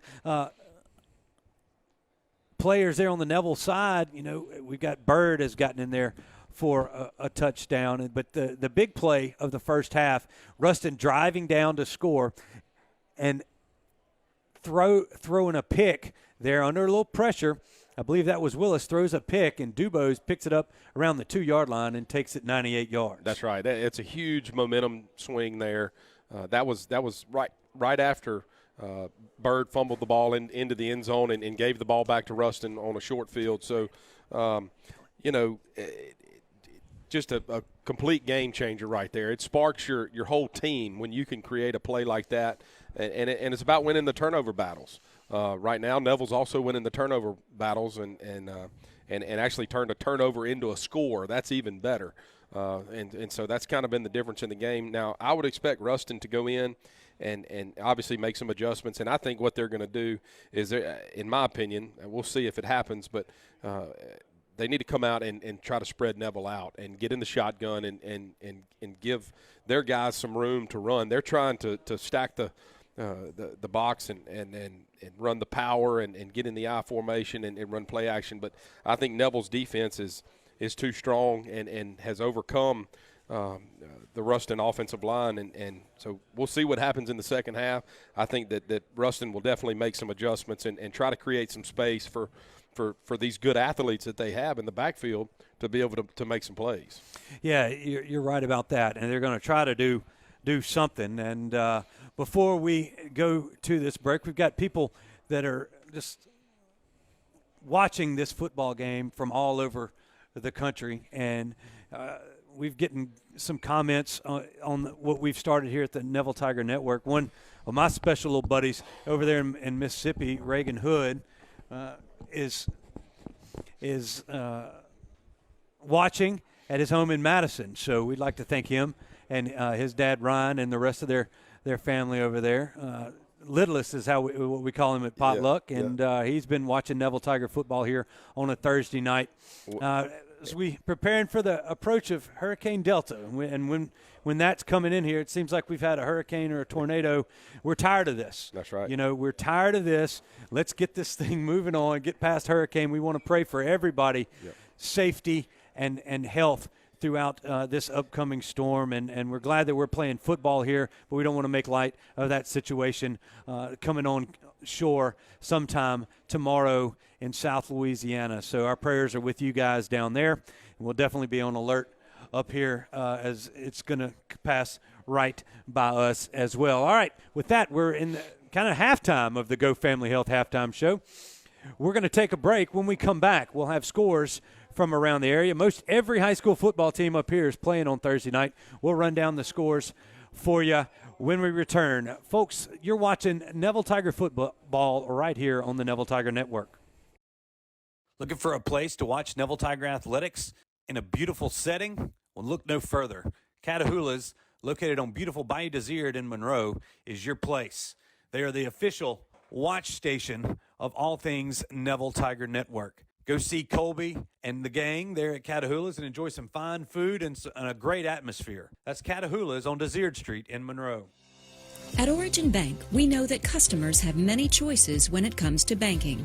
We also know that customer service isn't just a department, it's an attitude. The Origin vision is to create unique banking experiences that impact the world around us. And that's why we don't just talk about customer service, we live it. It is our promise to you to treat every customer like the only customer every time. Stop by your local Origin Bank today and learn what it means to bank original. Tommy Hayes is running for district judge to restore confidence in our courts, keep our communities safe, be accountable to the public, and ensure fair and equal justice for all citizens. Tommy Hayes, the right vision for our courts, the right experience, the right choice as our next district judge. I'm Christian Creed. Catherine and I have been your local injury attorneys for more than 20 years. At Creed & Creed, we don't use gimmicks. We value our community and the clients we serve. When you see a Creed & Creed ad, you know it's real. Real clients, real results, and no fine print. Don't be misled by out-of-town attorneys using dramatizations or paid testimonials. If you've been involved in an accident, call Creed & Creed today.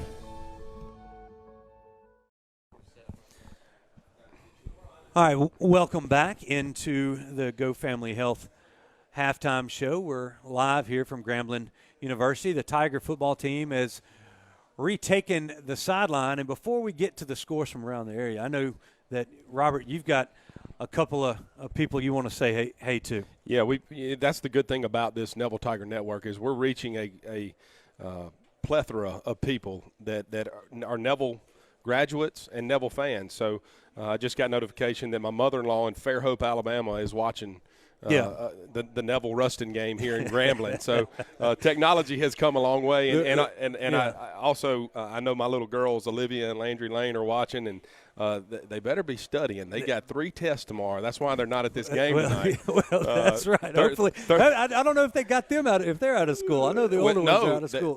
They got to go take their test. That's right. That's right. They are. You got to take your test. That's right. So girls, if you're listening, you better go get your pajamas on and get in the bed and start studying. No, I'm kidding. Cuties that's that right. You've got. You're twins, man. They're a handful. They are a handful. They are. So. All right, well, here we go. Let's run down a few scores here. We're still in halftime here at Grambling. There's a final earlier. St. Fred takes care of Tensall 32-6. As right here, Neville leads Ruston 21-0. Sterlington was leading North Webster 28-0 the last time we saw. Oak Grove all over Delhi Charter 26-0. OCS was leading Sicily Island 21-0 in the second quarter. Now Sterlington update, that's Sterlington 35, North Webster 0, and OCS is updated as well, and it's 35-0 with a minute 15 to go in the second quarter. West Monroe was all over Evangel early on. It was 29-0 there at the end of the first. A couple of these games were kicking off at 6 o'clock. And so with that, that's going to wrap up our halftime report, as it looks like we're about ready to get back to some action here at Grambling. And about 20 seconds away from the second half kickoff. The Tigers will receive this kickoff from the Bearcats as they deferred that in the first half. So, or to begin the first half, Tigers have a couple of guys deep. Looks like Bird and it's Bird and AJ, I believe, that's back there. Set to get the kick here from the Ruston kicker. That's number 99 kicking it off, and a big leg on him as he kicks it out the back of the end zone. That's Caleb Phillips, the senior, 6'3", 180-pound kicker, and man, he booted it. First time we got to see that that young man's leg, and what a leg he has. Yeah, that was that can be used as a weapon for the Ruston Bearcats to be able to kick the ball into the end zone every time and not have to defend a return. That's just one more play you don't have to defend, and also it gives the ball to the offense there on the 20-yard line, creating, they've got to get 80 yards to score. So, Neville's going to start here from the 20, and hopefully they can get something going and put points on the board. There's Batterford awaiting the snap. He's going to hand it off to Bird. He makes a cut and has some running room. He's going to be brought down around the 29-yard line. Almost will depend on where they spot it, but a gain of 9 there to open up the second half of play. Yeah, it was a good open field tackle by number 5 there for the Ruston Bearcats. If Bird's able to shake him, there's nobody between him and the end zone.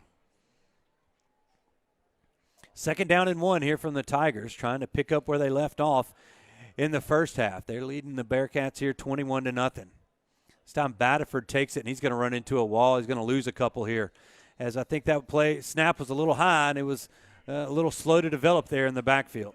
Yeah, it looked like it threw the rhythm off of the play a little bit.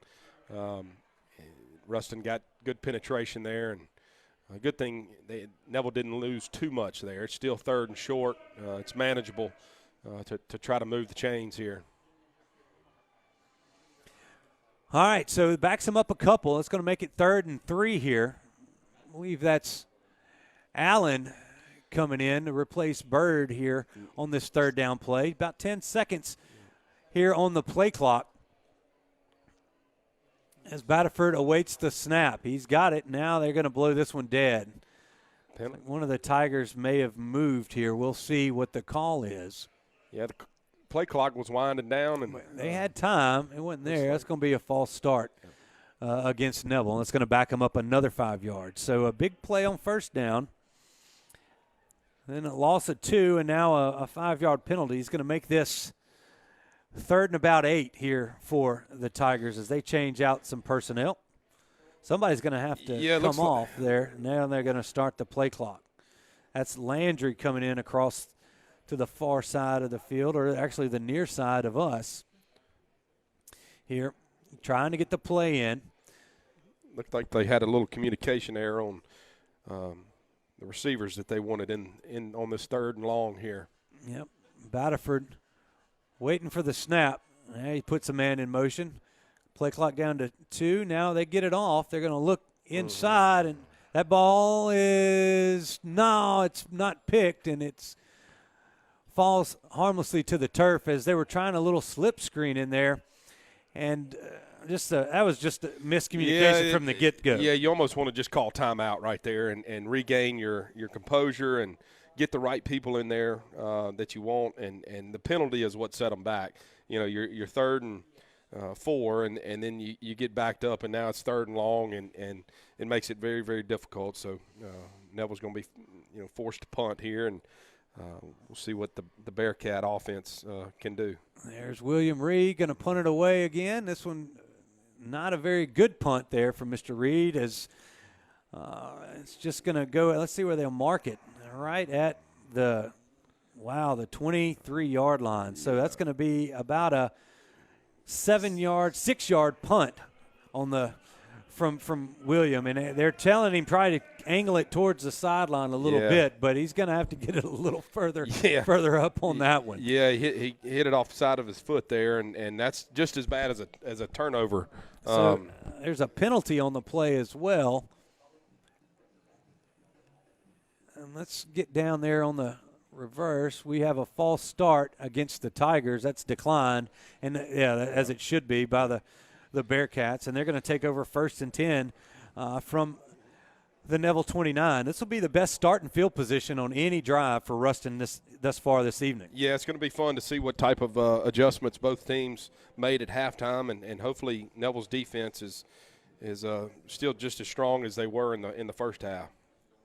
Well, they've got a new quarterback in there. That's B.J. Green looking to call the shots. He's going to try to take it himself, and nothing doing right there. Hinton Roberts and Lane Blue in on the tackle there for the Tigers. That's going to be no gain on the first down play from the Bearcats. Stewart, as we talked about at halftime, about Ruston making adjustments, I said that, they're going to have to get in the shotgun and create space. And the first play, they were there in the shotgun with a different quarterback. So it'll be interesting to see how it unfolds here in the second half. There's the handoff. Nope. He's going to pull it. Osborne keeping it. He's around the right side, and he's down inside the 10 to the 6-yard line. And that's the play. And there's a Bearcat down there on the far sideline. They're going to have to take a look at him right there. Yeah, and Osborne lost his helmet. I believe that creates him to have to come out of the game for one play, doesn't it, Stewart? I believe so, as there is an injury, and that young man's getting up, coming off the field as under his own power. So looks like they're going to slip. There goes Willis back into the game.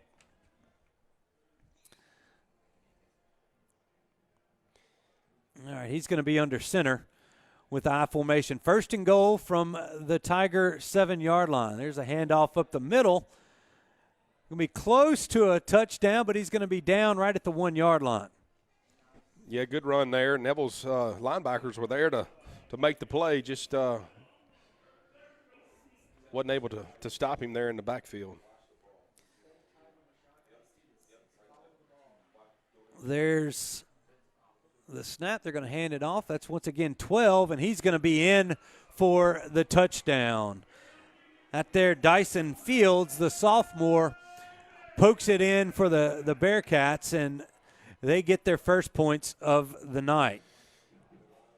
Yeah, what created that was the confusion on offense, the penalty on offense, and then the muff punt, and giving Ruston good field position. They had a short field and were able to stick the ball in there and get points to make it 21-6 here shortly to be. There's the kick. 21. It's up, and it's good. So with that, the Bearcats are on the board. They shave the Tiger lead to 14. We're going to take a quick break. We'll return for more Neville Tiger football action right here on the Neville Tiger Network. Stop into Central Station. We have many convenient locations ready for you. Stop in to rest, fill up on gas, and grab a great bite to eat. Central Station locations offer clean restrooms and easy access. Stop into Central Station today. From her start as a prosecutor in Monroe City Court, maintaining law and order in Northeast Louisiana's largest city, to serving as Monroe's chief legal advisor as its city attorney, Angie has the knowledge needed to ensure our courts are fair and accountable to the public. On November 3rd, please vote Angie Dios-Sturtevant for our next district judge. All right, we're back here in the Family Solutions broadcast booth. Ruston's just cut into the Tiger lead. The Tigers lead Ruston 21-7. And there's Phillips and his big leg booting it down the field. This is going to be another touchback. So with that, the Tigers came out and went 3 and out on their first offensive drive of the second half, looking to maybe put something together here to try and answer that score from Ruston. Yeah, it looked like Ruston defense, they've obviously made some adjustments at halftime. We'll see if it holds up. And looked like just Neville's offense wasn't in sync. They kind of had a little halftime lull, so maybe they've woke up and can have a drive here and score a touchdown. There's Battleford. A.J. Allen is going to be the back here to start this drive. Tigers split 3 wide. They're going to – nope, Battleford's going to pull it. He's going to spin his way across the 20, but a gain of about 1 is all he could muster. And it'll be 2nd down and 9. And it looks like the Bearcats have made a few adjustments defensively as well. Yeah. That time their defensive ends are getting up the field and getting a little penetration up front, creating a little havoc in the backfield for Neville. There's Anthony Allen trying to get to the corner, and he's not going to get there. Nice job by the Bearcat defense of slipping in there and not allowing him to get to the sideline. He's going to lose a couple on the play, and it's going to bring up 3rd down and 11. And the Tigers kind of coming out a little sluggish here offensively. Yeah. You knew Kyle Williams, the defensive coordinator, who was an all-pro defensive tackle in the NFL, was going to have something up his sleeve to get this Bearcat defense together, and it shows that they definitely have. All right, here's the 3rd down and 11 play. Battleford drops back to pass. He gets rid of it. He's got a man. He makes a cut. He's across the 30 as he's close. They're going to mark him short of the 30-yard line, as it looks like he might have reached it, but they're going to mark him down at the 29 here, and he'll be short a yard. And a nice job of fighting for it. Needed 12 and got 11. And it's 3rd down and a short 1. We'll see what Coach Tannehill wants to do right here, and if he's going to keep his team on the field and maybe go for a hard count, see if you can't catch the Bearcats napping on that defensive front.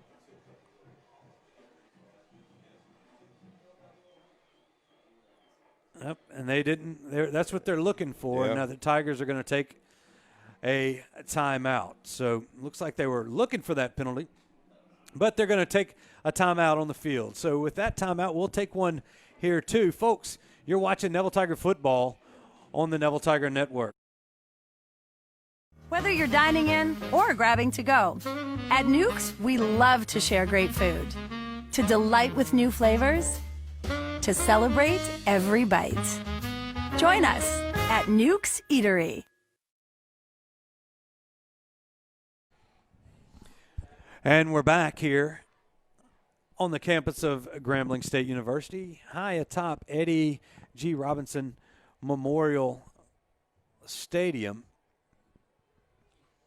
Tigers facing a 4th and 1 here, and now they've sent out the punt team. William Reed set to punt this one away. A little late addition coming out there. There's the snap. There's Reed's punt.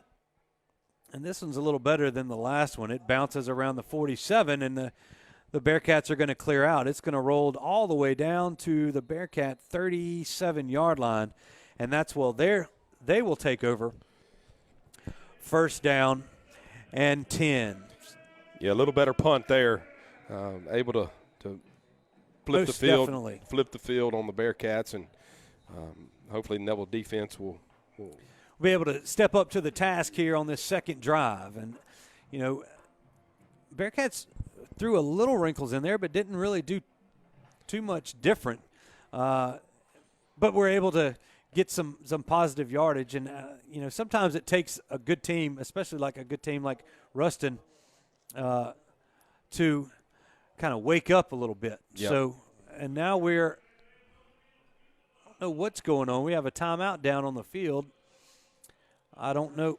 Is it a hydration timeout? Hydration timeout. I hadn't noticed them in the first 2 quarters. I guess they remembered it. Really don't need a hydration timeout. It's a little cool, and it's been raining since the start. Well, but I see the guy down here. Looks like he's spraying the Ruston Bearcat disinfecting.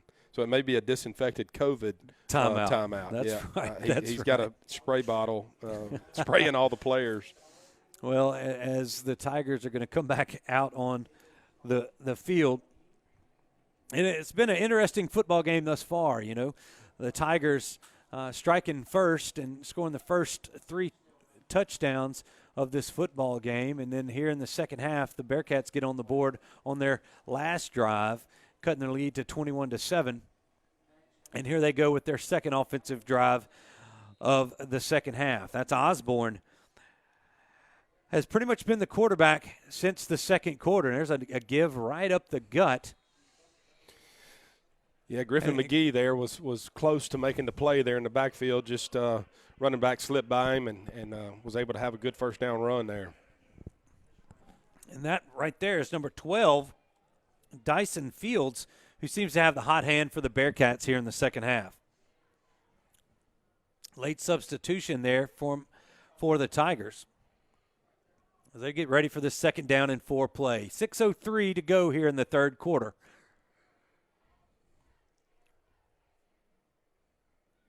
Going to hand it off. Nope, that's Osborne now. The option goes out. And a nice little open field tackle there on the far side. I believe that was 27 that got to him first. Yeah, that's Marion Elam came up to trip up the running back from Ruston. That was a good assignment football there. You take away the dive, the quarterback pulls it, you take away the quarterback, he pitches it, and your DB's out there to make the play. That's how you defend the option.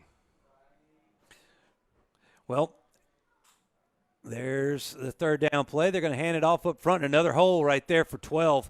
That's Dyson Fields, and another first down as they cross midfield do the Bearcats. And it'll be 1st and 10 from the Tiger 46. Yeah, it looks like the offensive line coach for the Bearcats has had a chat with the offensive lineman and worked out whatever kinks they had in the first half because the Ruston Bearcats are opening up some holes for these running backs. They're going quick here. That's 12 again. Fields is just getting the bulk of all the carries here in the second half, and it seems like Coach Ball and his offensive staff have kind of found a little something. Yeah, they've evidently made some adjustments on the offensive line because Neville's defense was in the first half the defensive line was all over the Ruston Bearcat offensive line, and that's kind of changed tones here in the second half so far. Another give there off the left side. Once again, that's Fields. And what I've seen is they stopped spreading out a lot of people. They've added a couple of more big bodies to that offensive line, trying to match hat on a hat. Yeah, they've chosen to they've got. I see big number 94 is in the game. He plays both tight end and defensive end for Ruston, and they're just going to try to shorten the game in the second half and wear Neville down. And Lane Blue coming in right there to make the initial stop or initial hit. That's on the running back that time, number 24. That's Devian Wilson on the carry. That's the big kind of fullback right there. But the Bearcats managed to get another first down as they move the chains at the Neville 35-yard line. But Tigers are trying to combat it, sneaking a man up. Now they're back to a 4-man front. They had 5 on that last third down play. Now Osborne running out, and there's going to be a flag as Will Campbell is being held. Yeah, that play. That was pretty obvious. Big Will got the penetration he needed and was brutally held, and which allowed the quarterback to get outside the pocket there. So that's a big play for Neville's defense there, and it's going to push the Bearcats back 10 yards. Yeah, it's a little bit further than that, as that happened about 3 yards deep in the backfield.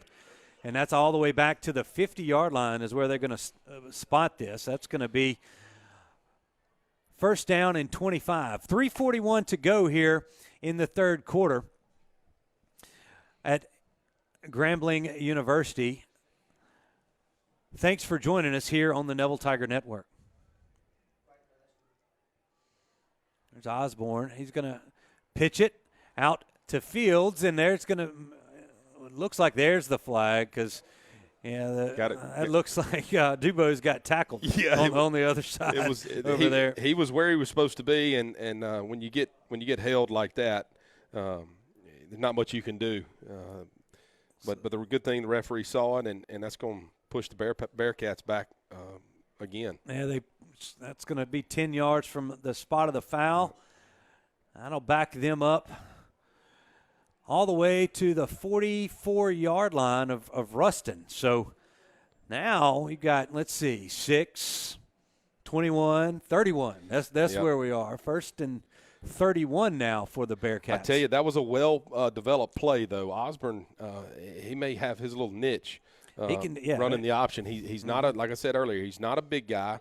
He hides behind this big Ruston Bearcat offensive line, and next thing you know, he's out there in space, and he shows that he can pitch the ball. There's trying to throw the football here. Balls comes up short, looking for Jack Whitaker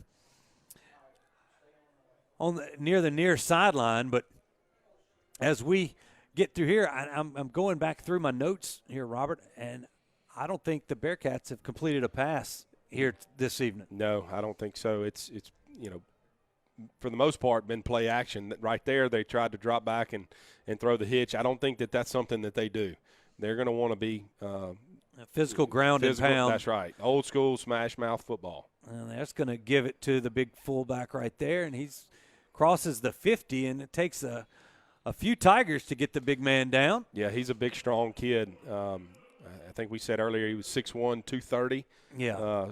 I believe he's a senior. Yeah, that's Wilson, the fullback, and he crosses the 50 down to the Neville 46-yard line. Still third down in a pretty good ways. Third down and 21 here for the Bearcats. 2:42 to go here in the third quarter. Neville's defense got to keep everything in front of them here, know where the chains are, and get off the field. They give this one once again to Dyson Fields, and he's going to lose a yard right there as the Tiger defensive front won that battle right there. That's Elam and Big Will Campbell back in the backfield disrupting some stuff. Yeah, the Bearcats, they hurt themselves with the penalties there. The 2 holding penalties cost them big time, pushing them back like that. And against this Neville defense, you can't play from behind like that. Caleb Phillips set to punt the football away for the Bearcats. That's A.J. Allen set to receive it. He's right around the Neville 10-yard line as the Tigers come after it. And they're going to let this one go, and it's going to get into the end zone. And the Tigers came after that one and came around the feet of the Ruston punter, but didn't have enough contact to draw a flag right there. And the Tigers are going to take over on the 20-yard line. Yeah, it was a heck of a punt with the rush coming in your face like that. The Bearcats almost downed it inside the 1 yard line, which would have been a very, very big change in field position there for Neville. So Neville's going to get it on the 20 with minute 47 left in the game, or I'm sorry, in the third quarter, and hopefully they can have some success here on this drive. Neville needs to put points on the board right here.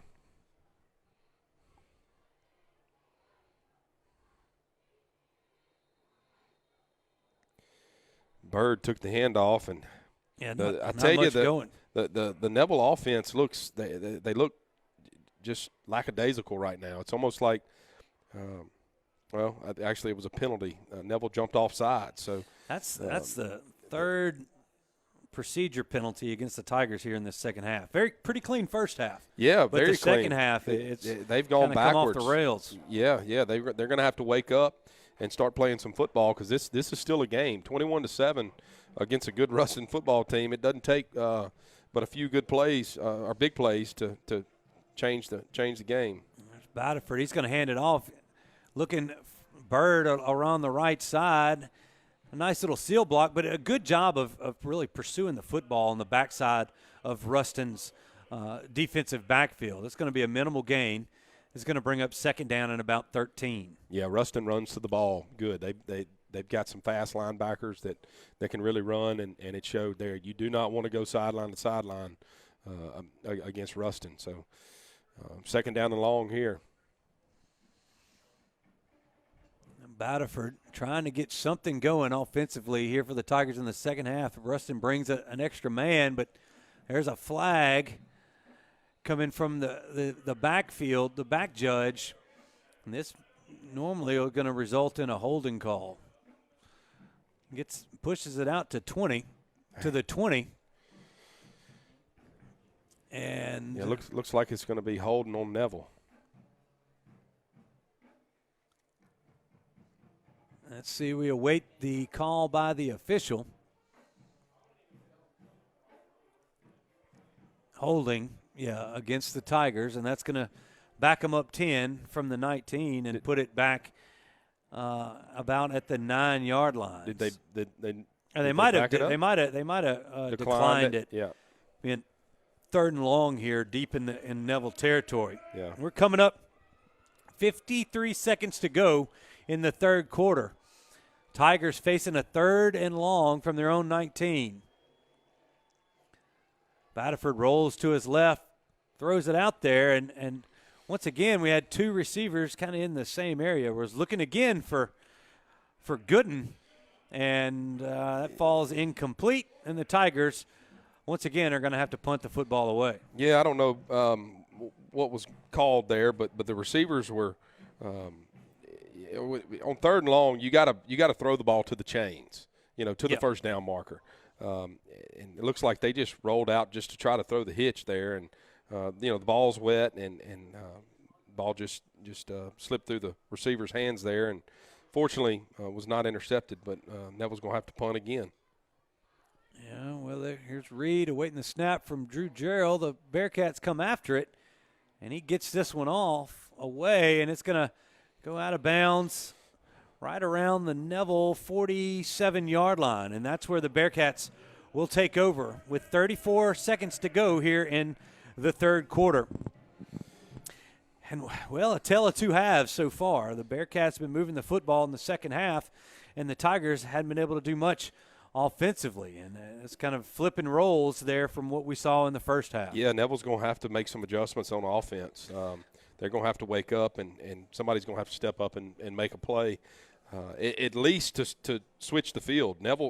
Ruston has had the ball at the that's a great Willis run. Back in at quarterback, and he hands it off to the first man through. That's Wilson again, and he fought. It looks like he might have had him hemmed up there after a couple of yards, but he broke a couple of tackles and got in the Neville secondary. Ruston has started their drives this whole third quarter on Neville's side of the 50. Mm-hmm. So there's a quarterback handing it off. That's Fields with another nice gain on first down, and that might be the last play of the third quarter as Fields was fixing his shoelaces there, and they're going to let this expire. So, folks, it's been a heck of a football game, and it seems it's going to be a heck of a fourth quarter of play. Right now, Neville leads Ruston by the score of 21-7, but we move into the fourth quarter. We're going to take a break. Thanks for watching Neville Tiger football right here on the Neville Tiger Network. Having back trouble? Well, Dr. Scott Martinez at Martinez Chiropractic may be able to help you out. Why don't you give him and his friendly staff a call, 654-4310, to set up your next chiropractic appointment. Martinez Chiropractic is located at 1828 Tower Drive in Monroe. Scott Martinez is a former Neville Tiger and supports all of Neville athletes. Dr. Justin Tarver and his team at Tarver Dental can handle all of your general, restorative, and cosmetic dentistry services. Give them a call today to schedule your next appointment. 318-343-6006. All right, welcome back to Neville Tiger football here on the Neville Tiger Network. Ruston looking at a 2nd down and 4 to open up the fourth quarter. Ball is at the Neville 27-yard line. Willis in there. He hands off to the first man through. That's Wilson, and he's going to have enough for a first down there for the Bearcats. They're going to move the chains. He gets it out to the 23-yard line of Neville. And just going big. That's what the main change for the Ruston Bearcat offense is, adding an extra lineman and just staying in that I formation. Yeah, that's it. They've stuck with it and live or die by this run game that the Bearcats have. And they go and play action, and really they tried to swing it out, but they just really hadn't looked good throwing the football. No, throwing the football is not their thing. If Neville can get Ruston in a 2nd and long, 3rd and long situation, they're going to be able to get off the field, I believe. But if Ruston keeps chipping off these 4, 5, 6 yard runs, it's going to make it difficult for Neville to get off the field. 2nd and 10, Willis in at quarterback now for the Bearcats. Hand it off again to the big guy. They're trying to push that pile forward, and that time they ran into a host of Tigers. They're going to mark him at the 19. So Wilson, it's been the Wilson and Fields show here in the second half. Yeah. If it wasn't 12 Fields, it was 24 Wilson. And right now it's 3rd and medium rather than 3rd and long. So Ruston still has a chance to have success in getting the first down. If you can keep them in 3rd and long, your odds of getting off the field are a lot better. There we go. They hand this one to Fields. He's reaching for the first down. He's going to be short. It's going to bring up 4th down and 2 here for the Bearcats. And decision time. It is decision time. I think they know exactly what they're going to do as they swap out players, and one of those players isn't a kicker. 10:34 to go in this football game, and the Bearcats facing a 4th and 2 from the Neville Tiger 15-yard line. Tigers could really use a stop right here. Yeah, huge play for the Neville defense. Somebody's got to step up and make a play. They're bunched up in the backfield, and they hand it off to 24, and he's not going to get it. They stopped him short. No penalties. Neville's defense is off the field. That is a huge, huge stop. The Tigers went goal line right there from trying to stop them on 4th and 2, and they did. And the Tigers will take over on downs at their own 15-yard line. So big stop. We needed a stop from the Tiger defense. At the very least, be able to run a little bit more clock. Tigers up 2 scores, and we've got 10-11 to go in this football game. And with the way we've seen Ruston throwing the football, it's going to take them some time to get down there. Yeah, the Neville offense right here, if Needs I'm talking to them, the goal is to have a drive. You're up 2 scores, have a drive, take 5, 6, 7 minutes off the clock. At least if you can get points, that's great. But you gotta sustain a drive here. High snap. They pitch it out to Bird. He's going to stay inbounds and make a few cuts, and it makes kind of a little something out of nothing there as he gets out to the 19-yard line, and let's call it a gain of 4, and it's going to bring up 2nd down and 6. Yeah, that was a tough 4. Again, Neville's offense does not look very crisp here in the second half. You got a high snap, throws the timing off of the toss there. He had the edge, but just that little bit of delay, I think, cost him a few yards. There, Batterford.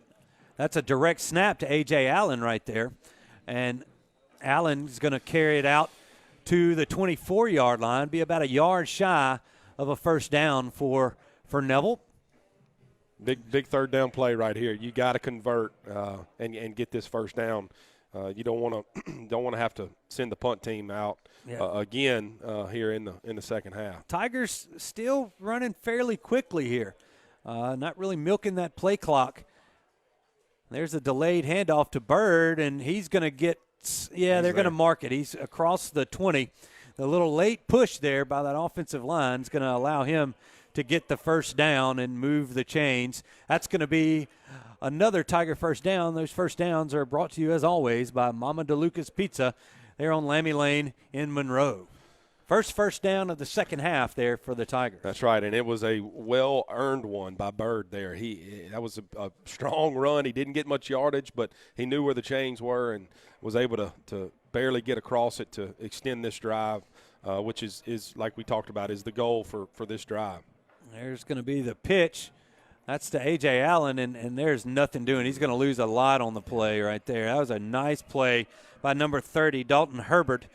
It just read that. They were trying to get the kind of almost like a pitch counter to come back across, and they didn't account for the speed of Herbert. Yeah, the backside there where the guard and tackle pulled, we didn't get we didn't get the reach block on the backside, and he was able to run free and chase that down, too quick. And what you can run now is that same play and run the bootleg off of it with Batterford.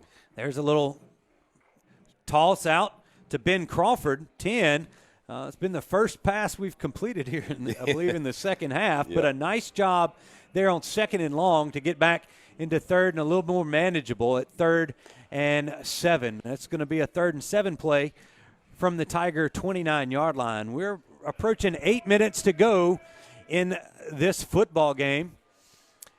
Tigers trying to drive out of the shadow of their own end zone. What you don't want here is an incomplete pass to stop the clock and not get the 1st down.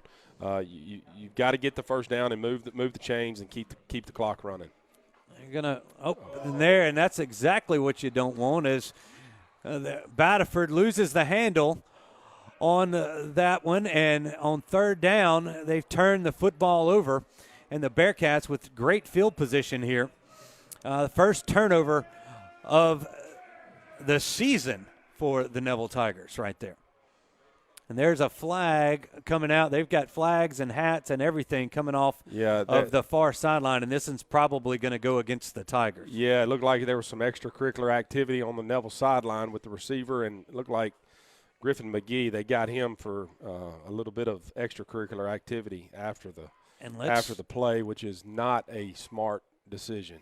That's head referee is George Booth here tonight. So we'll see what his decision is going to be. When you see that much laundry on the field in the same area, that normally means it's not very good. So, not a great time for the first turnover here. We have a personal foul, unsportsmanlike against both teams. That's going to be offsetting penalties, so it's going to stay right there. I think both of them were jawing. They got into it. They diffused it, and we're going to move on and play some football. So ball's going to be spotted at the Neville 29-yard line, and that's where Ruston will take over 1st and 10, unless this it's the Tiger defense coming back out. But normally these are dead ball penalties. Yeah. And I think Coach Ball is trying to get an explanation from the referee. Yeah, that's not a good. You didn't want to see a turnover happen. That was the worst thing that could happen for the Neville Tigers there. If you don't get the first down, you can at least punt the ball and try to flip the field. But now a turnover gives the ball to them right at the 29-yard line and puts the onus on the Neville defense. Yeah, Osborne back in at quarterback for the Bearcats. 7:46 remains here in this football game. And Osborne going to hand it off. That's Wilson. He's going to muscle his way for 3 yards down to the Tiger 26. Bring up a 2nd down and 7. A couple of bodies are swapping out for the Bearcats. Clock still running here. That's the only thing the Tigers have going in their favor here. Yeah, and Ruston, I don't think they have a hurry-up offense. So they're going to need to score quick if they want to try to make a game of it. Yes, they get Fields, hands. It's going to be short. It's going to be a little short of the first down. Let's call it about a yard. They needed to get to the 19, and they got to the 20. Just inside of on the Ruston side of that 20. And it's going to be 3rd down and 1 here for the Bearcats. The Tigers rushing an extra lineman back out here, and they had kind of going 5 down, and here comes 50 out here, and then we've got a flag, and it looks like the Bearcats have jumped off sides or moved a little early, so that'll back them up 5. Yeah, and that's a tough penalty there if you're a Bearcat. That makes it was 3rd and 1, and now you're 3rd and 6, and you've got to rely on your run game here because they have not proven that they can throw the ball with any success so far tonight. So I'll be interested to see what the play call is here. 3rd down and now a long 6 for the Bearcats. Looks back to pass. They go for the inside route. And it's broken up. Dubose, they try to go after Dubose right there, and he was just right on top of him, got his hand in there. They're going to the wrong side of the field. He has proven to me that he can play. That was a very confident defensive play by the secondary there. Yeah, we're coming up on another 4th down play, and that's going to take a well-advised timeout coming to the Ruston sideline. So with that timeout, we're going to take one too. Folks, we're in the 4th quarter. And you're watching Neville Tiger football on the Neville Tiger Network. From her start as a prosecutor in Monroe City Court, maintaining law and order in Northeast Louisiana's largest city, to serving as Monroe's chief legal advisor as its city attorney, Angie has the knowledge needed to ensure our courts are fair and accountable to the public. On November 3rd, please vote Angie Diosturden for our next district judge. Stop into Central Station. We have many convenient locations ready for you. Stop in to rest, fill up on gas, and grab a great bite to eat. Central Station locations offer clean restrooms and easy access. Stop into Central Station today.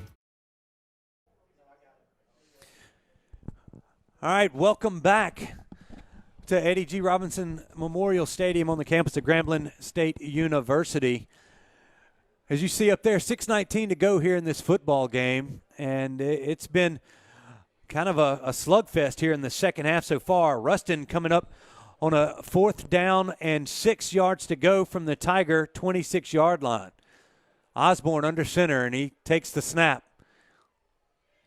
Ooh. And that's almost picked off as they tried to bait Dubose or get Dubose down, but they didn't account for Straughter, and the Tigers have thwarted the Bearcats once again on 4th down. Yeah, I don't understand. Neville did it earlier, and then the Bearcats just did it. It's 4th down, and you throw the ball short of the sticks. Yeah, I don't understand the play call there, but when you're not a throwing team, you got to kind of do what you can do and hope for a completion and break a tackle and get the first down there. I think what they were trying to do was push Dubose out, and they didn't. They forgot that there's a couple more defensive backs back there. Neville's defensive backs have been very, very impressive so far this year. Yeah, 6:14 to go here in this 4th quarter. Tigers take over on downs from their own 26-yard line. There's another fumble as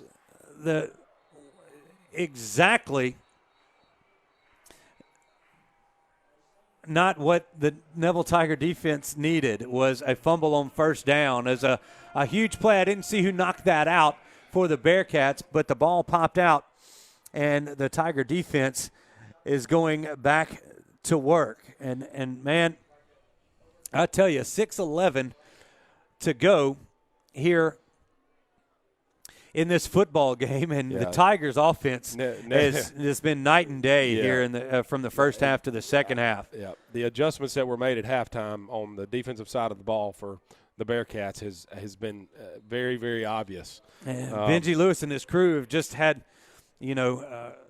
just gotten out of a couple of big fourth down stops, and just the latest one coming just 2 plays ago, and now they're back out there. On that first down play, netted the Bearcats a couple. And now the ball is placed on the Tiger the 12-yard line. And it'll be second down and 8. I'm going to hand it off again. Nope, they're going to roll him out. That's Willis looking across the middle, and they're trying to drag the tight end, big number 94, across the middle. And there's a flag there at the end when Hinton Roberts looks hurt, and that's going to be roughing the passer on that one, as Hinton Roberts is going to come off the field looking like his shoulder injury. And I was watching the throw. I didn't see the roughing there, but I guess the continuation, that's going to be half the distance to the goal. It won't get them – well, it will get them a first down. It should be an automatic first down, as that personal foul will move the football to the Neville 6, and it'll be first and goal from the 6. Yeah, you got to control your emotions as being a defensive player and be smart there. The ball was obviously out of his quarterback's hands, and I don't know who it was, but they hit him pretty hard out of bounds, and go for the big guy. Anytime a defensive player has the quarterbacks in his sights, it's hard not to pull the trigger, and you just got to hold off sometimes. Yeah, Wilson gets it down to about where are they going to place it? Right at the 2-yard line. Trajan Hannon's going to replace Hinton Roberts there. And it'll be a second down and goal to go. They hand it off to Fields, and he's in for the score. So after a couple of ill-timed turnovers by the Tiger offense, the Bearcats finally poked through their second touchdown of the second half, and they shave a few more points off of this Tiger lead. And as we await the extra point, it's 21-13 Tigers. Yeah, it's more been about what Neville hadn't done, not really what the Bearcats have done. Yeah, we have literally given them a ton of opportunities. Yes, from the start of the second half. So hopefully the Neville offense can wake up here on this next drive and compete. Yep, Phillips' extra point is good. And, folks, we've got ourselves a ball game with 4:59 to go in the football game. Neville leads Ruston 21-14. We're going to take a break. When we come back, more Neville Tiger football action right here on the Neville Tiger Network. Having back trouble? Well, Dr. Scott Martinez at Martinez Chiropractic may be able to help you out. Why don't you give him and his friendly staff a call, 654-4310, to set up your next chiropractic appointment. Martinez Chiropractic is located at 1828 Tower Drive in Monroe. Scott Martinez is a former Neville Tiger and supports all of Neville athletes.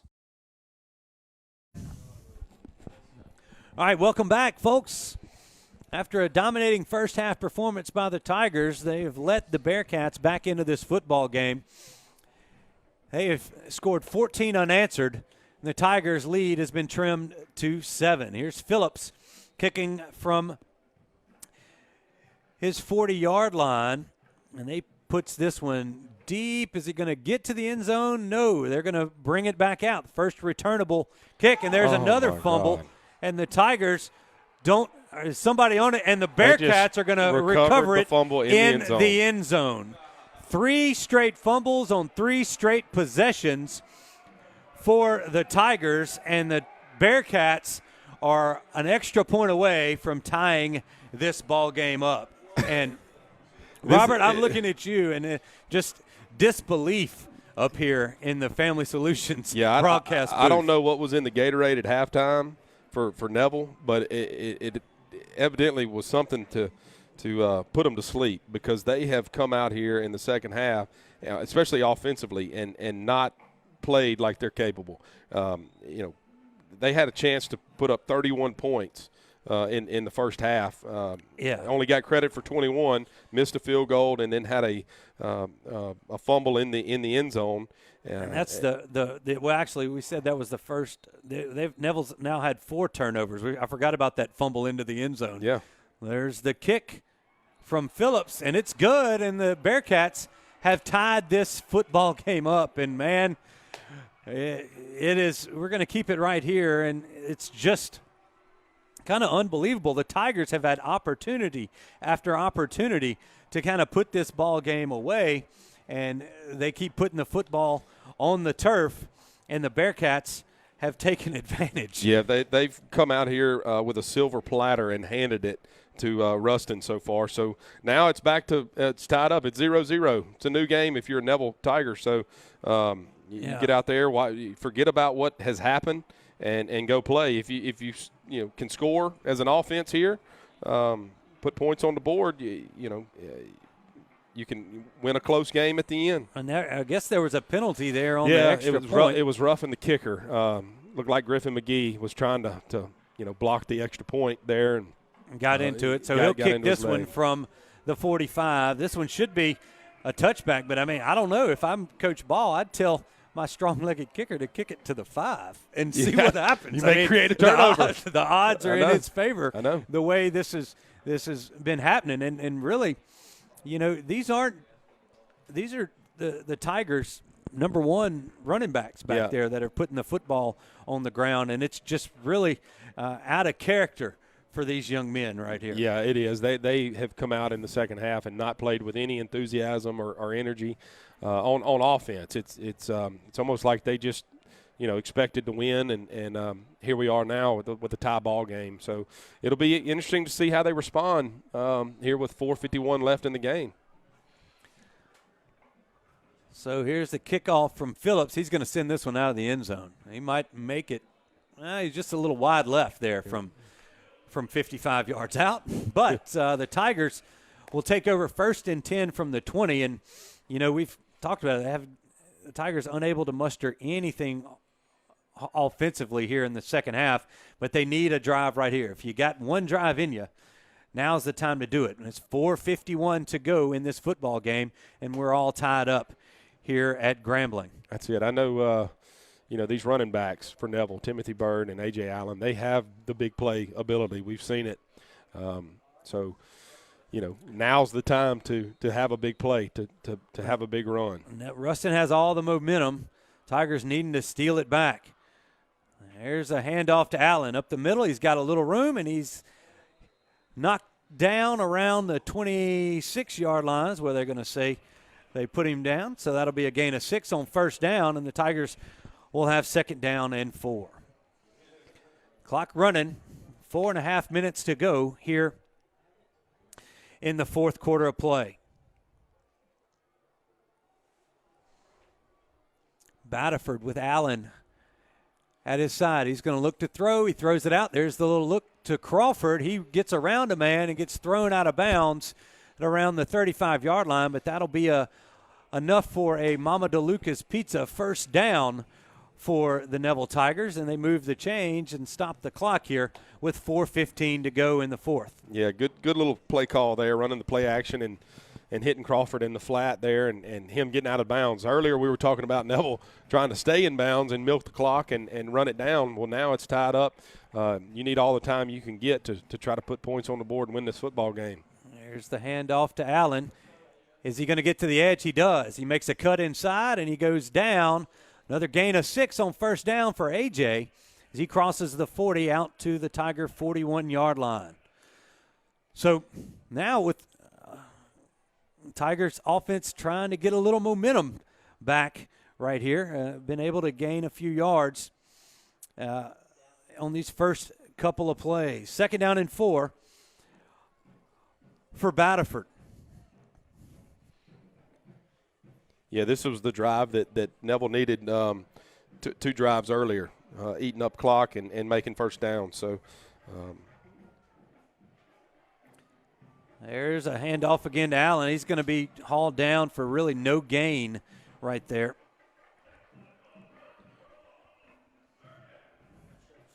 So,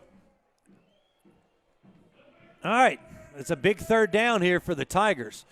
3:13 to go and counting here in this football game. Tigers needing a long 4 yards to keep this drive alive. Batterford looking for the signal from Coach Tannehill. A.J. Allen flanked to his left. He's got it. Looking out to swing it out to Allen. He's coming back around the other way, and he slips down, and a flag comes in there, and I don't know if that's going to be an illegal block there. That's a hold. It's on Batterford. He was trying to make Help a block out for Allen and just barely caught the guy's jersey. He's right there in front of the referee. So. I can tell you this, Coach Ball is going to decline this one as it netted a big loss on the play, and they tried to throw the screen to get the 4 yards, and the Bearcats had sniffed it out. And it's going to be 4th down at about 14. Tigers are going to have to punt this one away and rely on their defense. Yep, here it is right here. This is the game. You got to have a good punt here, and then the defense is going to have to come out and hold strong to try to force an overtime here. And I believe Ruston's going to try to come after this punt and try to block it. Yeah. Drew Jarrell set to snap it there. William Reed has it. He's going to get it off. It's a nice punt. Yep. Fair catch called for and taken at the 33-yard line of Ruston. So a good time for a good punt from William Reed, and the Tiger defense is back out on the field trying to stop these Ruston Bearcats one more time. 2:22 to go in this football game. And, folks, in high school, it's overtime. Both teams are going to get it from the is it the 10 or the 25? Yeah. I think it's I keep getting confused. It's been a while since I've seen a high school overtime. Got to refresh. And I apologize for that, but I believe they both get it from the 10. 25? I think it's the 25. Okay. We'll see. There's a handoff up the middle. That's 24. Actually, is that Fields? That was 12 that had the handoff right there.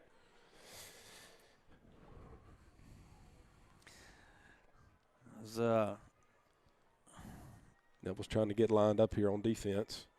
They've got everything going. That's Osborne in the backfield.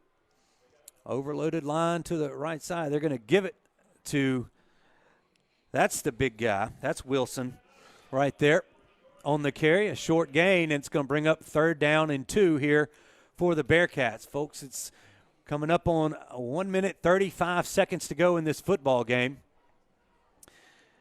And a big 3rd down play here from the Bearcat 41-yard line. Osborne takes the snap, hands it off again to Wilson, and he's going to barrel his way across the 45 to the 46, and that's going to be a 1st down for the Bearcats. Clock will stop momentarily as they move the chains. Yeah, Neville's going to have to stay strong. Minute 21 left and counting. Got to stop this run game. There's another handoff, and not much going there for the Bearcats. Gain of about 1, and there's going to be a timeout called for Ruston. So we're at exactly 1 minute to go here in this football game. We're all tied up at 21, and what a game this has turned out to be. The Bearcats facing a 2nd down and 9 from their own 47-yard line. And we keep going back to the Tigers. I mean, just out of character, putting the football on the ground 3 times here in the second half alone. Yeah, it's been a tale of 2 halves, that's for sure. The first half, Neville's offense was clicking. Ruston's defense is very good, but they were able to move the ball and put points on the board, and this second half, they have come out and the Neville offense has just basically been ineffective, going backwards, and the fumbles and the turnovers are what have killed Neville in this second half. As we go down, we're going to check in right after this play, go down to our sideline reporter, Vince Burks, who's been watching this kind of firsthand down there.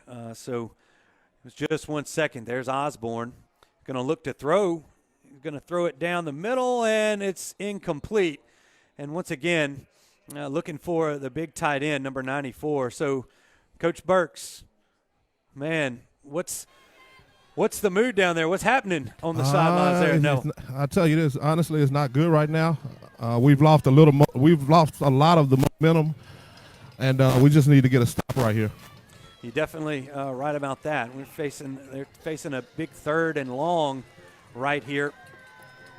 Yeah, 3rd and 9 from from the Bearcat 47. Let's watch this play. Osborne barking some signals out. Clock stopped at 55. They're going to try to pop out. And no, they got him wrapped up. Went for the option play. And Lane Blue and big number 94, that's Samori Wright, came in there and that's going to big decision time here for Coach Ball. And Vince, that one went a little better. Yeah, I think that pass hurt them. It stopped the clock, and now a timeout, I believe, taken by Neville right here. And Vince, I'm just going to ask you on your headset, raise that microphone above your head a little bit, and then answer this question: have you ever seen the Tigers have like 3 consecutive fumbles in 3 consecutive drives? I've never seen that, and all of them in our territory, in our own territory. So, yeah, I've never seen that. 2 fumbles by the running backs followed by the kickoff return. Yeah, I mean, this has been one crazy second half, and it looks like the Ruston Bearcats are going to punt this football away, barring anything else. We've got 46 seconds to go here in this football game.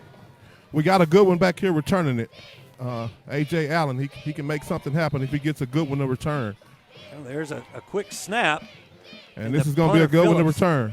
It's going to bounce there, and Allen's going to get it. Have to get on it, get it out of bounds, and he does. That was almost ugly, guys. It bounced off of his shoulder pad, and he recovered it right before it went out of bounds. Well, he was trying to keep it from going so far. I mean, he had a good roll on it. Phillips is a heck of a punter, and but he was able to corral it. And with 36 seconds to go, the Tigers will take over 1st and 10 and try to mount a game-winning drive here with not a 2-minute drill, a 36-second drill. All right, Vince, thanks for the insight. We'll be coming back to you real quick. Cool. No problem. So there's Mr. Pick'em Grissom himself on the sidelines. He's kind of reiterating what we've been talking about up here.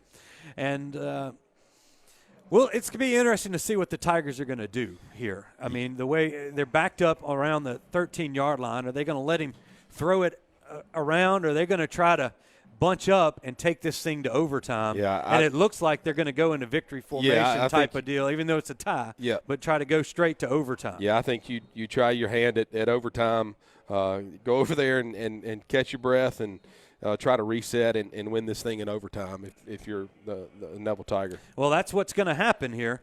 We're going to have to hold off our Martinez Chiropractic post-game show because we've got overtime. Yeah. Overtime for the first time in at least 2 years that I'm going back in my memory that the Tigers have faced an overtime situation. So with that, folks, that's the end of the 4 quarters of play. We're all tied up here at Grambling. Neville 21, Ruston 21. We'll be right back to take you through the overtime period. You're watching Neville Tiger football on the Neville Tiger Network. Looking for a place to watch Neville Tiger athletics in a beautiful setting? Well, look no further. Catahoula's, located on beautiful Bayou Désert in Monroe, is your place.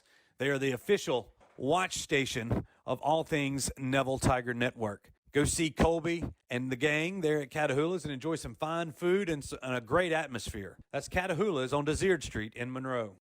If you're tired of all the normal pizza options in Northeast Louisiana, give Mama DeLuca's Pizza a try. Mama DeLuca's Pizza is located inside the Subway at the corner of Lammy and Armand in Monroe. Go see Mr. Steve and Miss Connie and give them a shot. Their pizza's really, really good. Take it from me, I've been eating it for the last few years. Steve and Connie are ardent supporters of Neville Athletics. Give them a try today. From her start as a prosecutor in Monroe City Court, maintaining law and order in Northeast Louisiana's largest city, to serving as Monroe's chief legal advisor as its city attorney, Angie has the knowledge needed to ensure our courts are fair and accountable to the public. On November 3rd, please vote Angie Dios-Sturtevant for our next district judge. Stop into Central Station. We have many convenient locations ready for you. Stop in to rest, fill up on gas, and grab a great bite to eat. Central Station locations offer clean restrooms and easy access. Stop into Central Station today. Tommy Hayes is running for district judge to restore confidence in our courts, keep our communities safe, be accountable to the public, and ensure fair and equal justice for all citizens. Tommy Hayes, the right vision for our courts, the right experience, the right choice as our next district judge. All right, folks, welcome back into the Family Solutions broadcast booth. As you see, Coach Jeff Tannehill pacing the sidelines over there. And, you know, Robert, we've gone through 4 quarters of play, and we had 2 good quarters of play by the Tigers and then 2 not-so-good quarters. And this is the result. So after going out to a 21-0 lead there to go into halftime, they've allowed 21 unanswered and on the backs of 3 consecutive turnovers by the Tigers. Yeah, if you would have told us at halftime that it was going to be tied up 21-21 at the end of regulation earlier, we wouldn't have believed you. Feeling pretty good as a Neville Tiger fan going into halftime, the way that the offense performed and really the way the defense played. And the defense has played well this whole game. They've been out there a lot in the second half here due to the Neville offense sputtering and having turnovers and not being able to sustain drives. So, you know, Neville defense, like I said, they have done their job tonight. It's time for the Neville offense here in the second half, well, in overtime now, to do their part and win it here in overtime. Well, as we go, we're going to have to bring the guys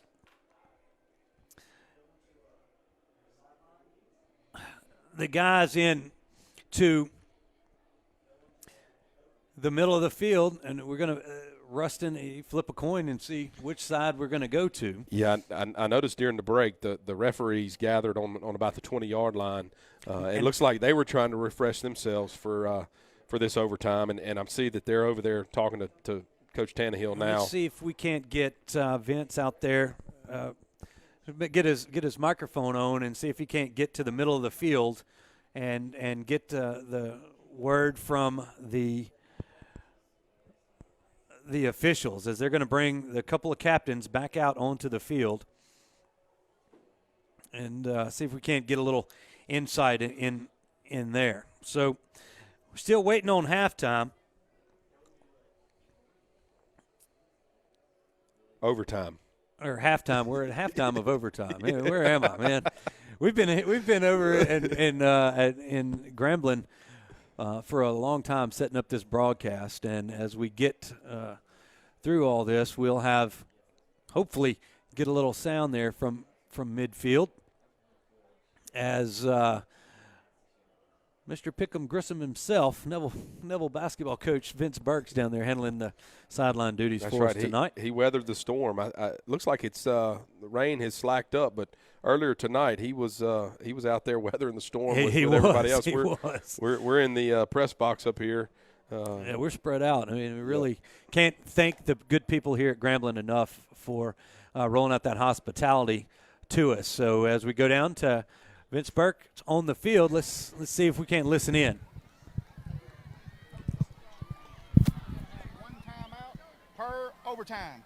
They do not, I repeat, they do not carry over. If you go to the second overtime and you have not used your timeouts, they do not carry over. You will never have more than one timeout in an overtime period. Everybody understand? Turnovers, interceptions, or recovered fumbles will become dead. They will become dead automatically. We're going to start from the 10. We're going to line up whichever end of the field we decide to play on, that is the end that we will finish the game on. We will not go to the other end. Everybody understand? Yes, sir. White, you're still the visiting team. You are going to call the flip. What you going to call? Heads. Heads is a zebra's head. The three conferences are tails. The man called heads. It is tails. Red has won the toss. You want to be on defense first. Neville, you are going to get the ball first. I want to play on that side. You want to play on this end right here? Fine.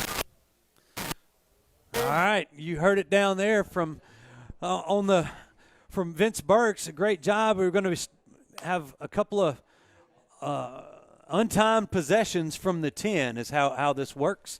The Tigers are going to have lost the toss, and the Bearcats have chosen to defend first. The Tigers will be moving to our left here up here in the broadcast booth. I believe that's north down towards the end zone. That's the north end zone. And but all right, Robert, you know, that's one of the deals about high school, and I remember that. I always thought I said it was the 10, and I wouldn't. Y'all caused me to doubt myself I know, you were here, right. but I'll admit it. You're right. I really hate the high school overtime rule. Yeah. Starting from the 10 is it's a little close. Yeah. You know, 25 maybe. Well, that's basically getting a first down. It is. It's getting a first down. And, and so, you know, to win an overtime game, you know, at least back them up to the 20. Exactly. But we don't make the rules. No, all we we're can not. do is We're complain not. about We're them. not. So yeah, there you go. So here we go. It'll be from the 10. The Tigers have come out. We've got free football, folks. Tigers have the football first. They will take over first and goal from the 10-yard line. And if Neville can put the ball in the end zone here, I have very good confidence that the Neville defense can come out and have a stop and win this football game based on the way that they've been playing here in the second half. All right. Batterford back there with that's A.J. Allen. Hadn't seen Bird. I have to get an idea if he's kind of banged up a little bit. But Allen in the backfield here for play number 1. And that's going to be Batterford's going to take it himself. Crosses the line of scrimmage, but he's stopped shortly thereafter. A gain of a couple there on first down as they try to kind of recreate a play that had a lot of success there in the first half. It'll be second down and goal from the 8.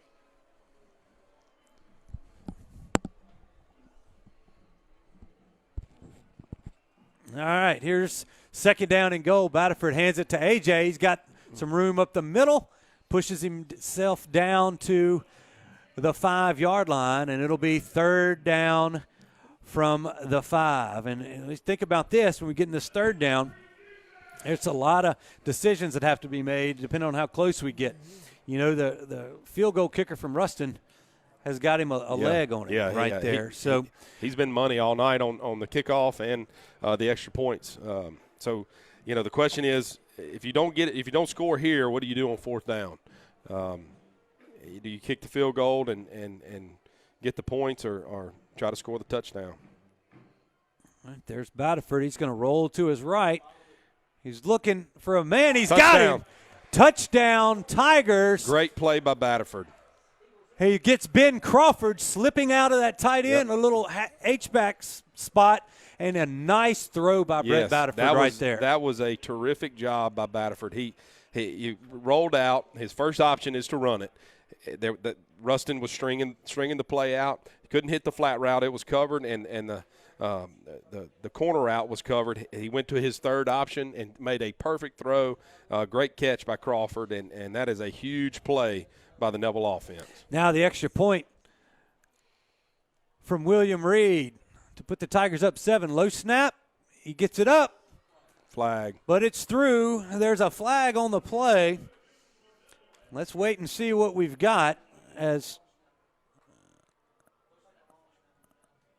that Drew Jarrell or Sorrell is down there on the side. We'll see what looks like it's what happens here. It might be on Ruston. They're looking for the call. I don't know how this works in overtime. A penalty on the extra point. Are we going to push them back? Yeah, it should push them back to start. Yeah, depending on what that penalty is. And the Tigers, well, folks, just hold it there. On a big 3rd and 5 play, the Tigers have scored a 5-yard touchdown pass from Batterford to Ben Crawford. And the extra point by Reed is good. Personal foul on Neville. So what? They switched, okay, because it was dead ball after the extra point. It's dead ball, so it's actually Ruston's ball. So they have a personal foul that's against Ruston, even though they pointed to where Neville was. Okay, yeah, okay. Dead ball, personal foul, kicks good. So they're going to back Ruston up to the 25, and man, there you go. So they have a first and goal from the 25-yard line, and I didn't see what happened. I don't know if they jumped on somebody there at the end. Yeah, it looked like there was a pile. We'll have to go back and watch this. Yeah. To replay this. Yeah, that is very unfortunate for Ruston. You got to be smart. Can't have a personal foul there. It's going to make it difficult because they don't have the opportunity to get a first down. Yeah. The ball starts from the 10. Penalty backed them up 15 yards, so it's first and goal from the 25. And they had an extra. Do they have an extra man out there? I don't know if they called a timeout or what they were talking. I think Coach Balls wanted an explanation on how they marked him off 15 yards on this play. Yeah.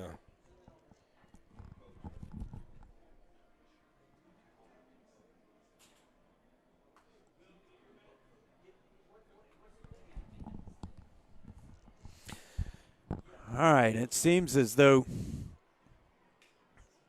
Coach Ball still awaiting an explanation, and the officiating crew's kind of talking this over. Coach Tannehill on the far side giving it a listen, if you will. And let's go down to Vince and see if he's down there with us, right there. Hey, Vince, let's see. Hold on just a second. I'm pulling you up right now. There we go. Vince, what's going on down there, man? Okay, we had a penalty on the extra point. It was a personal foul. They blew up the long snapper.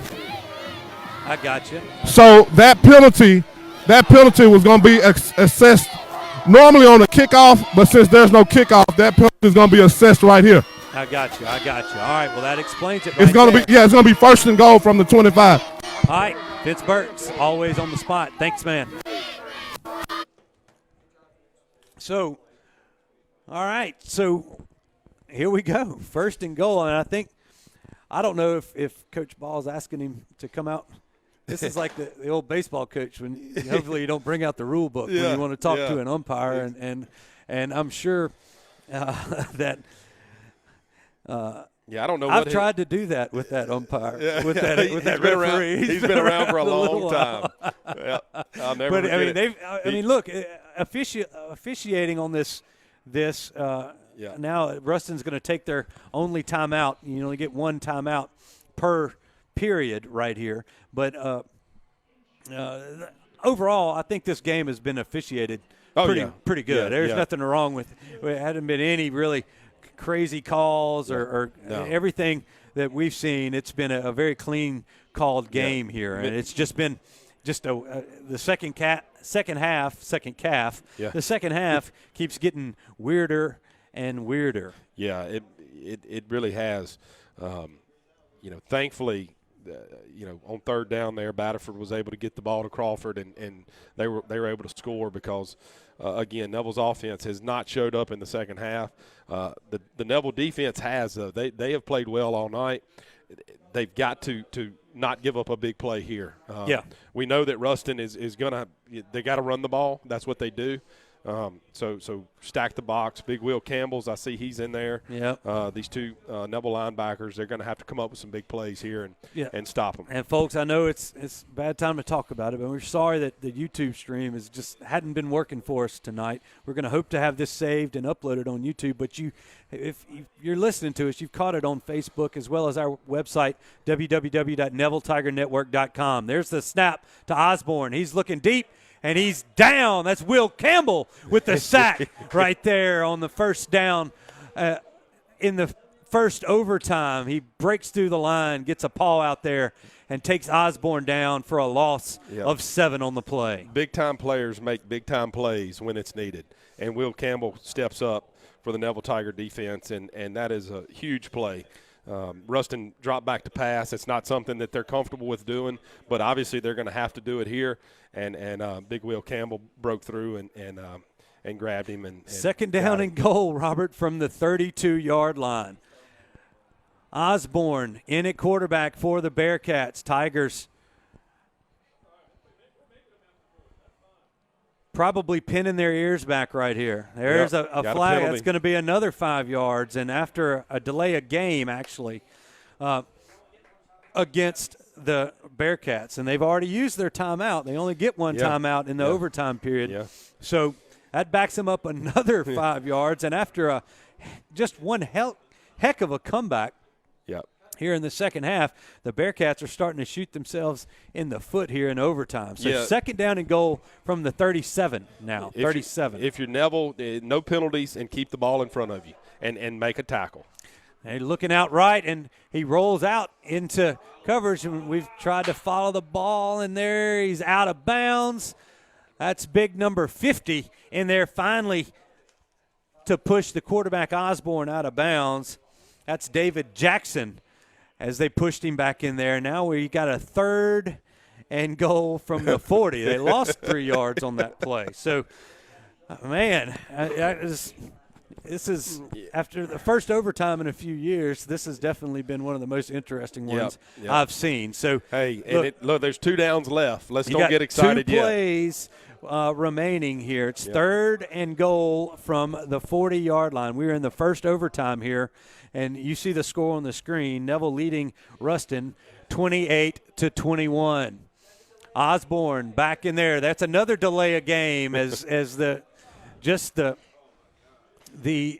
Bearcats just keep shooting themselves in the foot here. The offensive bug has now switched from Neville to Ruston. I know it. I don't. They have gone backwards, obviously. A 5-yard TD pass. That's what it took. Big Crawford. That's what it took. All it took. That's right. To do this. All right, folks, we'll reset it. Third down and goal from the Neville 45-yard line right here.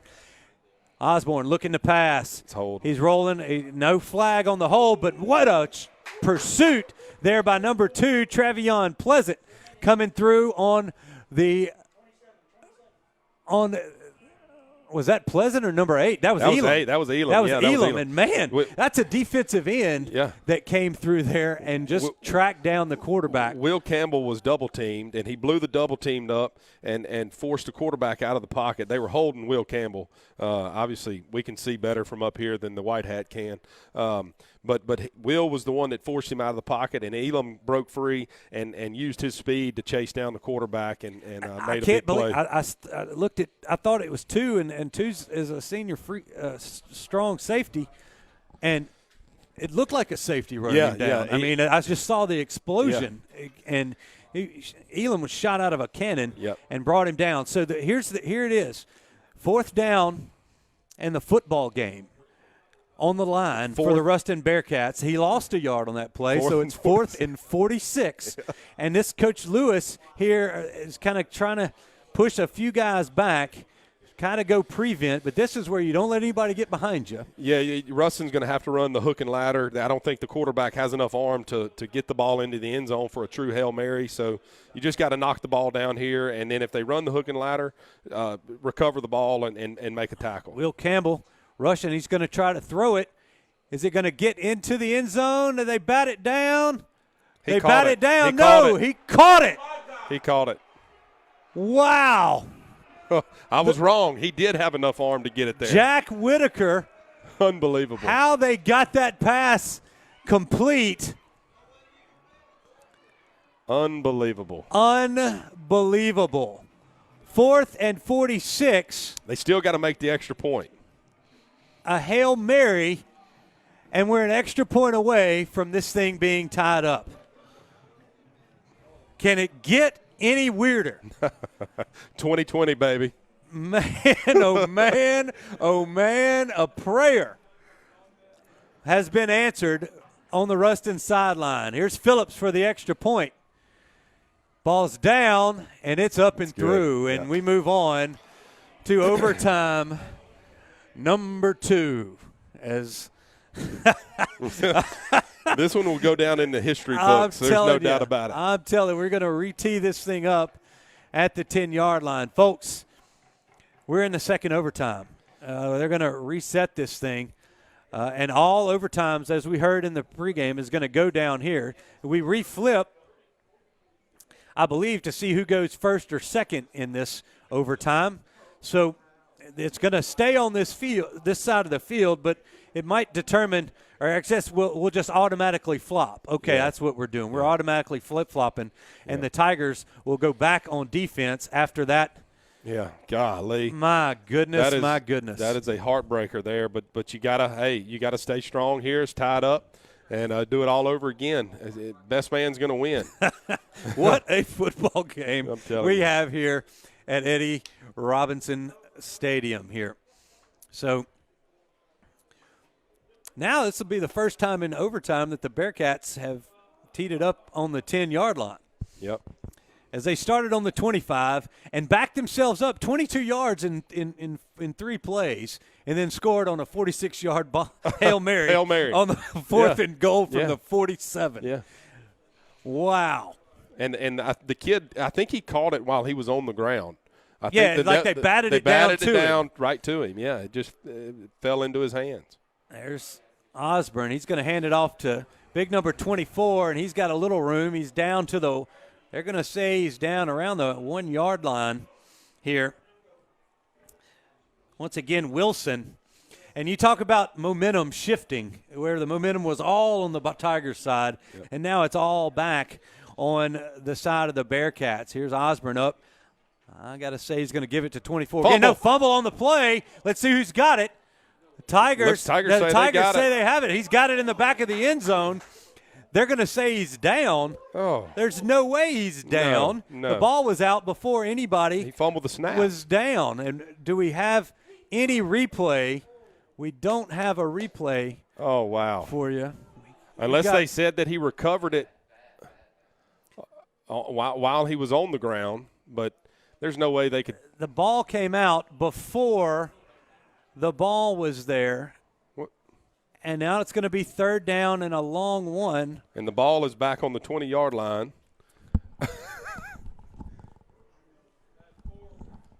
So our apologies for our technical difficulties today. The replay system, we're still working out a few kinks in that. It's been a great time for it. But either way, here we go. 3rd down and a long one for the Bearcats.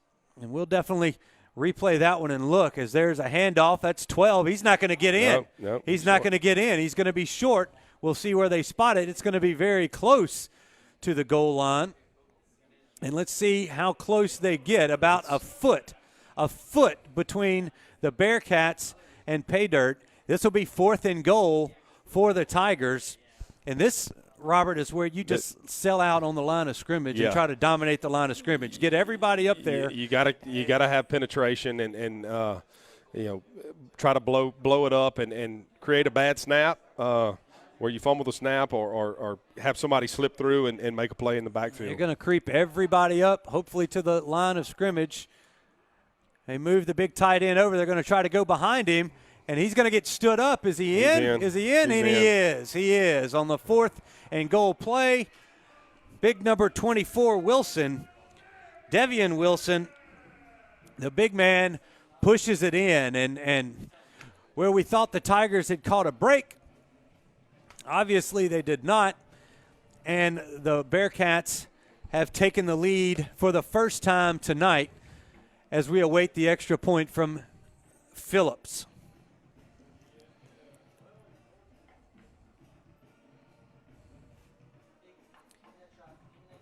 There's the whistle.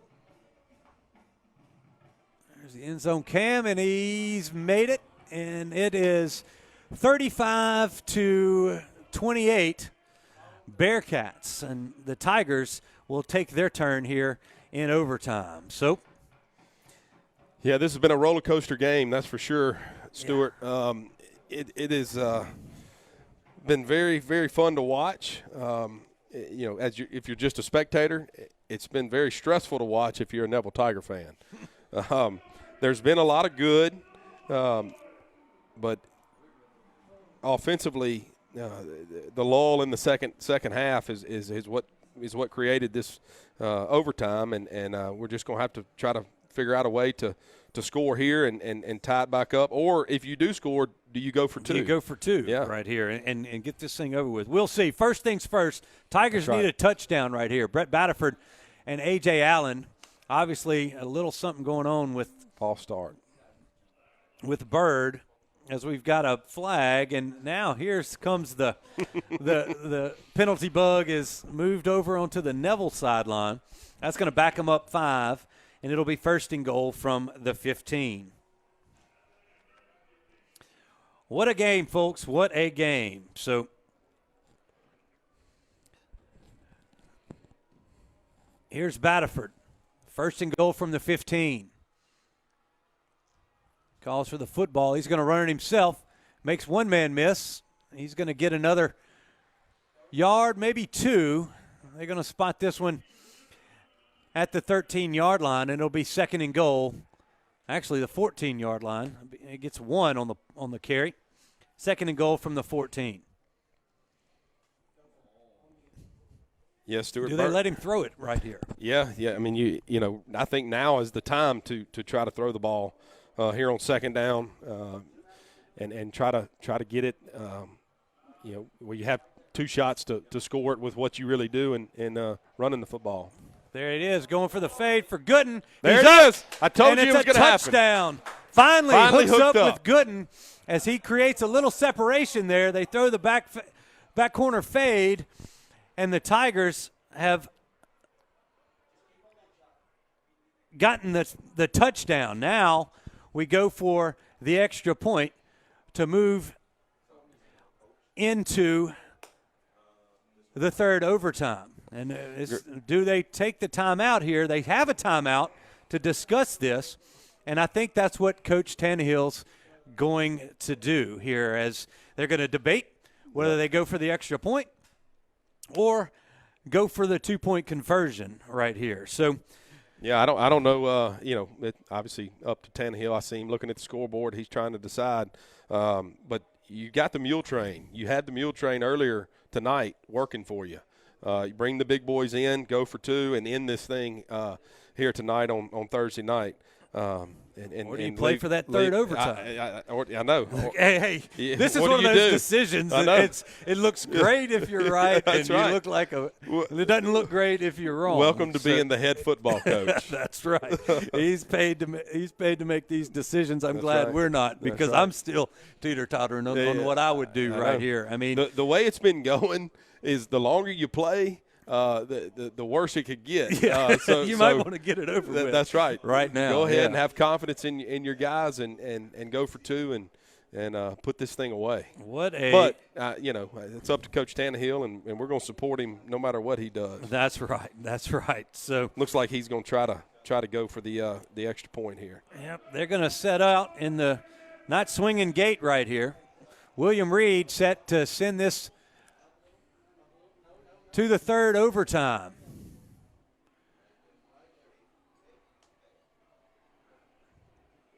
There's Drew Jarrell, snaps back, the kick is up, and it is good. God, dog. Robert, he sees it from our angle right there. From the angle is not good. Good, but we have moved on. We were 21-0 at half. We were 21-21 at the end of regulation, and now if you had the over at 69.5, you would be a winner. We were talking about that with Vince earlier, the over-under, and all of us picked the under due to the weather and the good defense that we knew that would be played.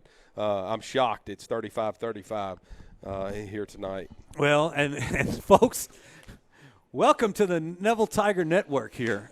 For game number 2, we've got ourselves a 3-overtime thriller so far. 35-35. The Tigers going to go back out on offense right here. And look, thanks. I got to thank everybody that's hung in there with us. I know if you're watching on Facebook, we're going to try and have this recorded and uploaded to YouTube when you want to rewatch this thing as well. You can watch it right here on the NevilleTigerNetwork.com. That's www.NevilleTigerNetwork.com, and also streaming on the Roku and Amazon Fire Stick apps. All right. First and goal from the 10 for the Tigers as we start the third overtime.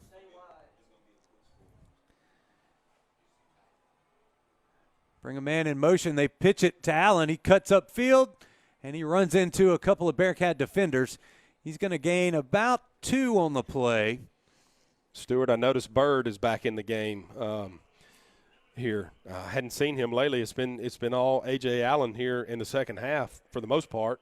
And now A.J. is going to get him a breather. Got Bird. We know his big playability. It's time for him to show up right here. Yep, and they chip out. Ben Crawford coming in. Bird's going to be the lone setback here as trying to get the play in. Timeout. Under 10 to go here. And Coach Tannehill is going to take a timeout. Yeah, they were trying to get the play in, and they couldn't get it. So and we've got timeout on the field. We looking at the Tigers facing a second and goal from the 8-yard line.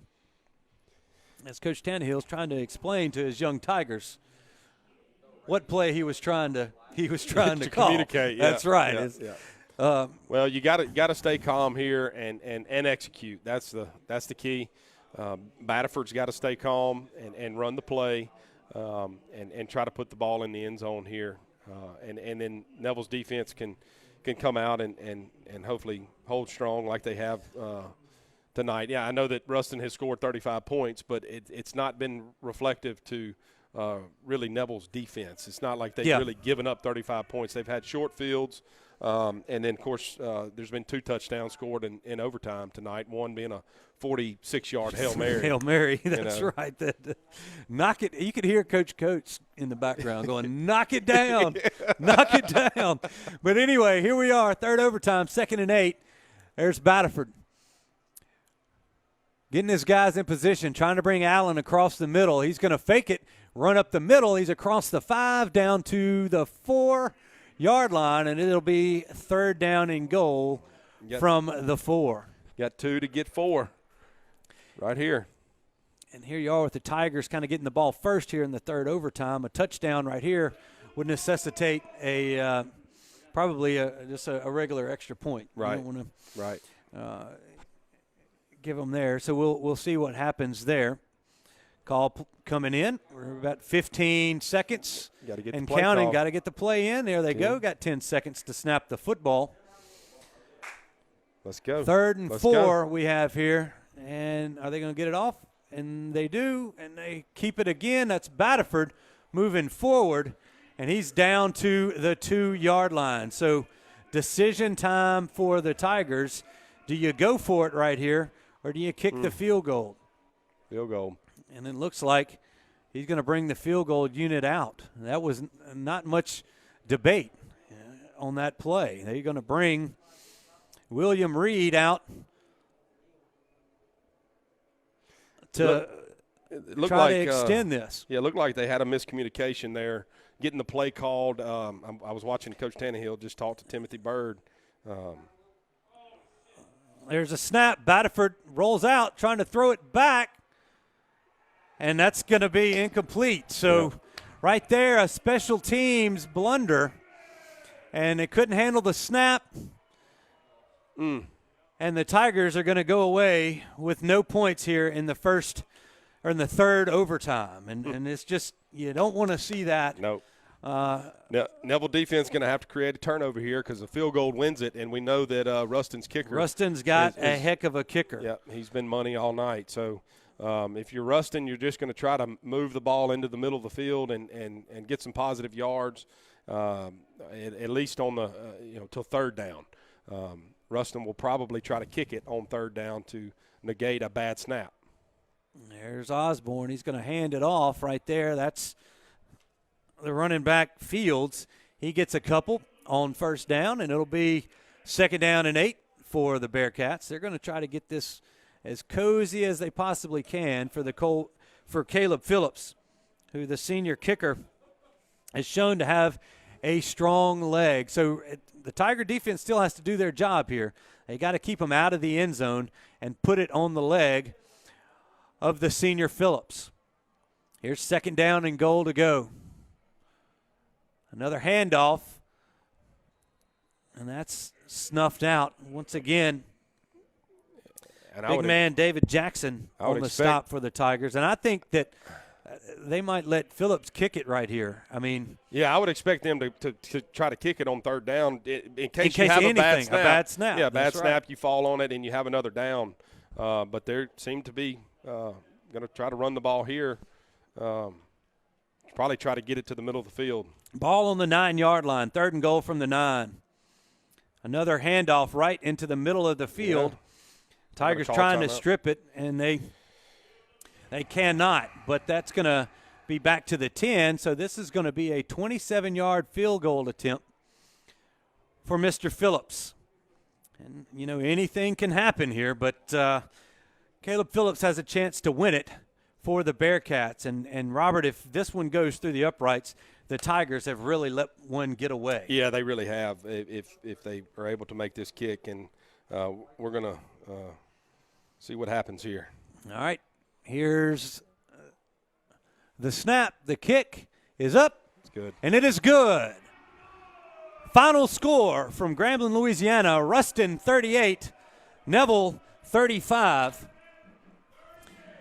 And one of the craziest games we've called in a while. And, you know, it's a game the Tigers kind of, you'd say they might have deserved to win, but the way they played in the second half, it didn't come through for them. And we had everything. We had Hail Marys. We had, you know, some special teams. We had fumbles. I mean, from the get-go, it just didn't work out. We're going to try to throw it down there to Coach Burks, down to get some post-game comments from Coach Tannehill after they shake hands across the field. And the Tigers, in, you know, this COVID-19 era, the coaches are going to come kind of bump knuckles right there, and everybody lines up on either side, you know, about 10 yards apart. So wait a second, and let's take Coach Tannehill over here in just a second. Let's let him get his team all there.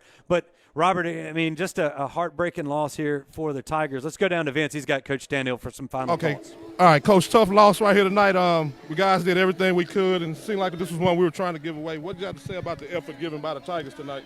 Well, we obviously played with great effort. We just had entirely too many mistakes, and we got to get a lot better on offense in the second half of things. They made some adjustments. We didn't do very well second half, and it showed. You had some bright spots, some down spots, like you said, with the turnovers. Going into next week, anything different the Tigers can look forward to against West Monroe? Just we got to get a lot better for next week. All right, thanks, Vince. Thanks, Vince, for getting Coach Tannehill. Thanks for your efforts on the sideline here tonight. So, folks, we move ourselves into the Martinez Chiropractic post-game show, and really, Robert, you know, we've all seen a lot of football games, and we've seen some good endings, and we can say that this was it was a good inning of a football game, but it just didn't come out on our side of things. And hats off to the Ruston Bearcats. They could have easily given up there after that half of football. They came back out with a new life. Neville helped them out there by giving them a few extra breaths there to help them tie this thing up. But in the end, the Tigers just gave the football up a little too much, and it allowed the Bearcats to get back into the football game. We get into overtime, and that's what happens. You give yourself those type of chances. The momentum changes. You know, and early in the first half, Neville had the pick six changed the momentum, and it put it in momentum, the momentum in Neville's hands, and they played into halftime, going up 21-0.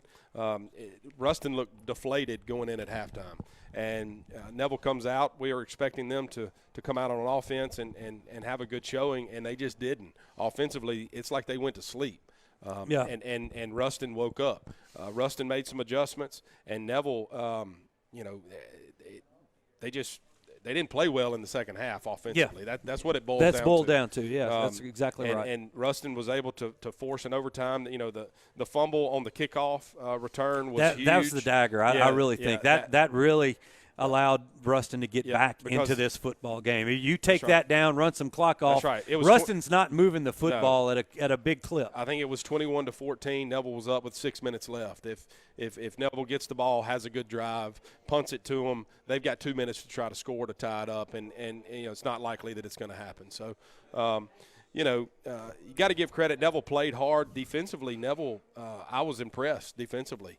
Neville has a good defense. I've watched them now against Leesville or Wassman, Leesville, and now against a 5A school in Ruston, who is no slouch, obviously.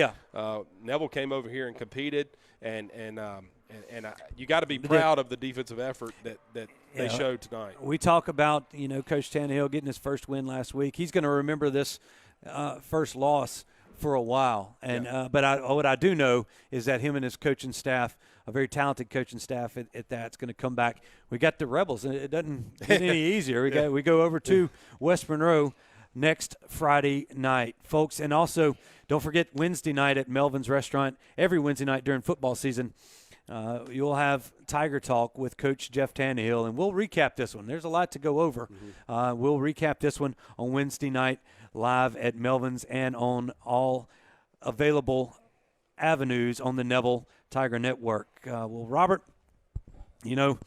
just a heck of a football game we just witnessed here. Just unfortunately, the Tigers didn't come out on top. Your final score here from Eddie G. Robinson Stadium on the campus of Grambling University is Ruston 38, Neville 35. We'd like to thank all of our sponsors for tonight's broadcast and everybody that made this broadcast possible, from Will Anders and his production stuff, Sean Hollister helping us throughout the first couple of weeks, and over here in Grambling tonight.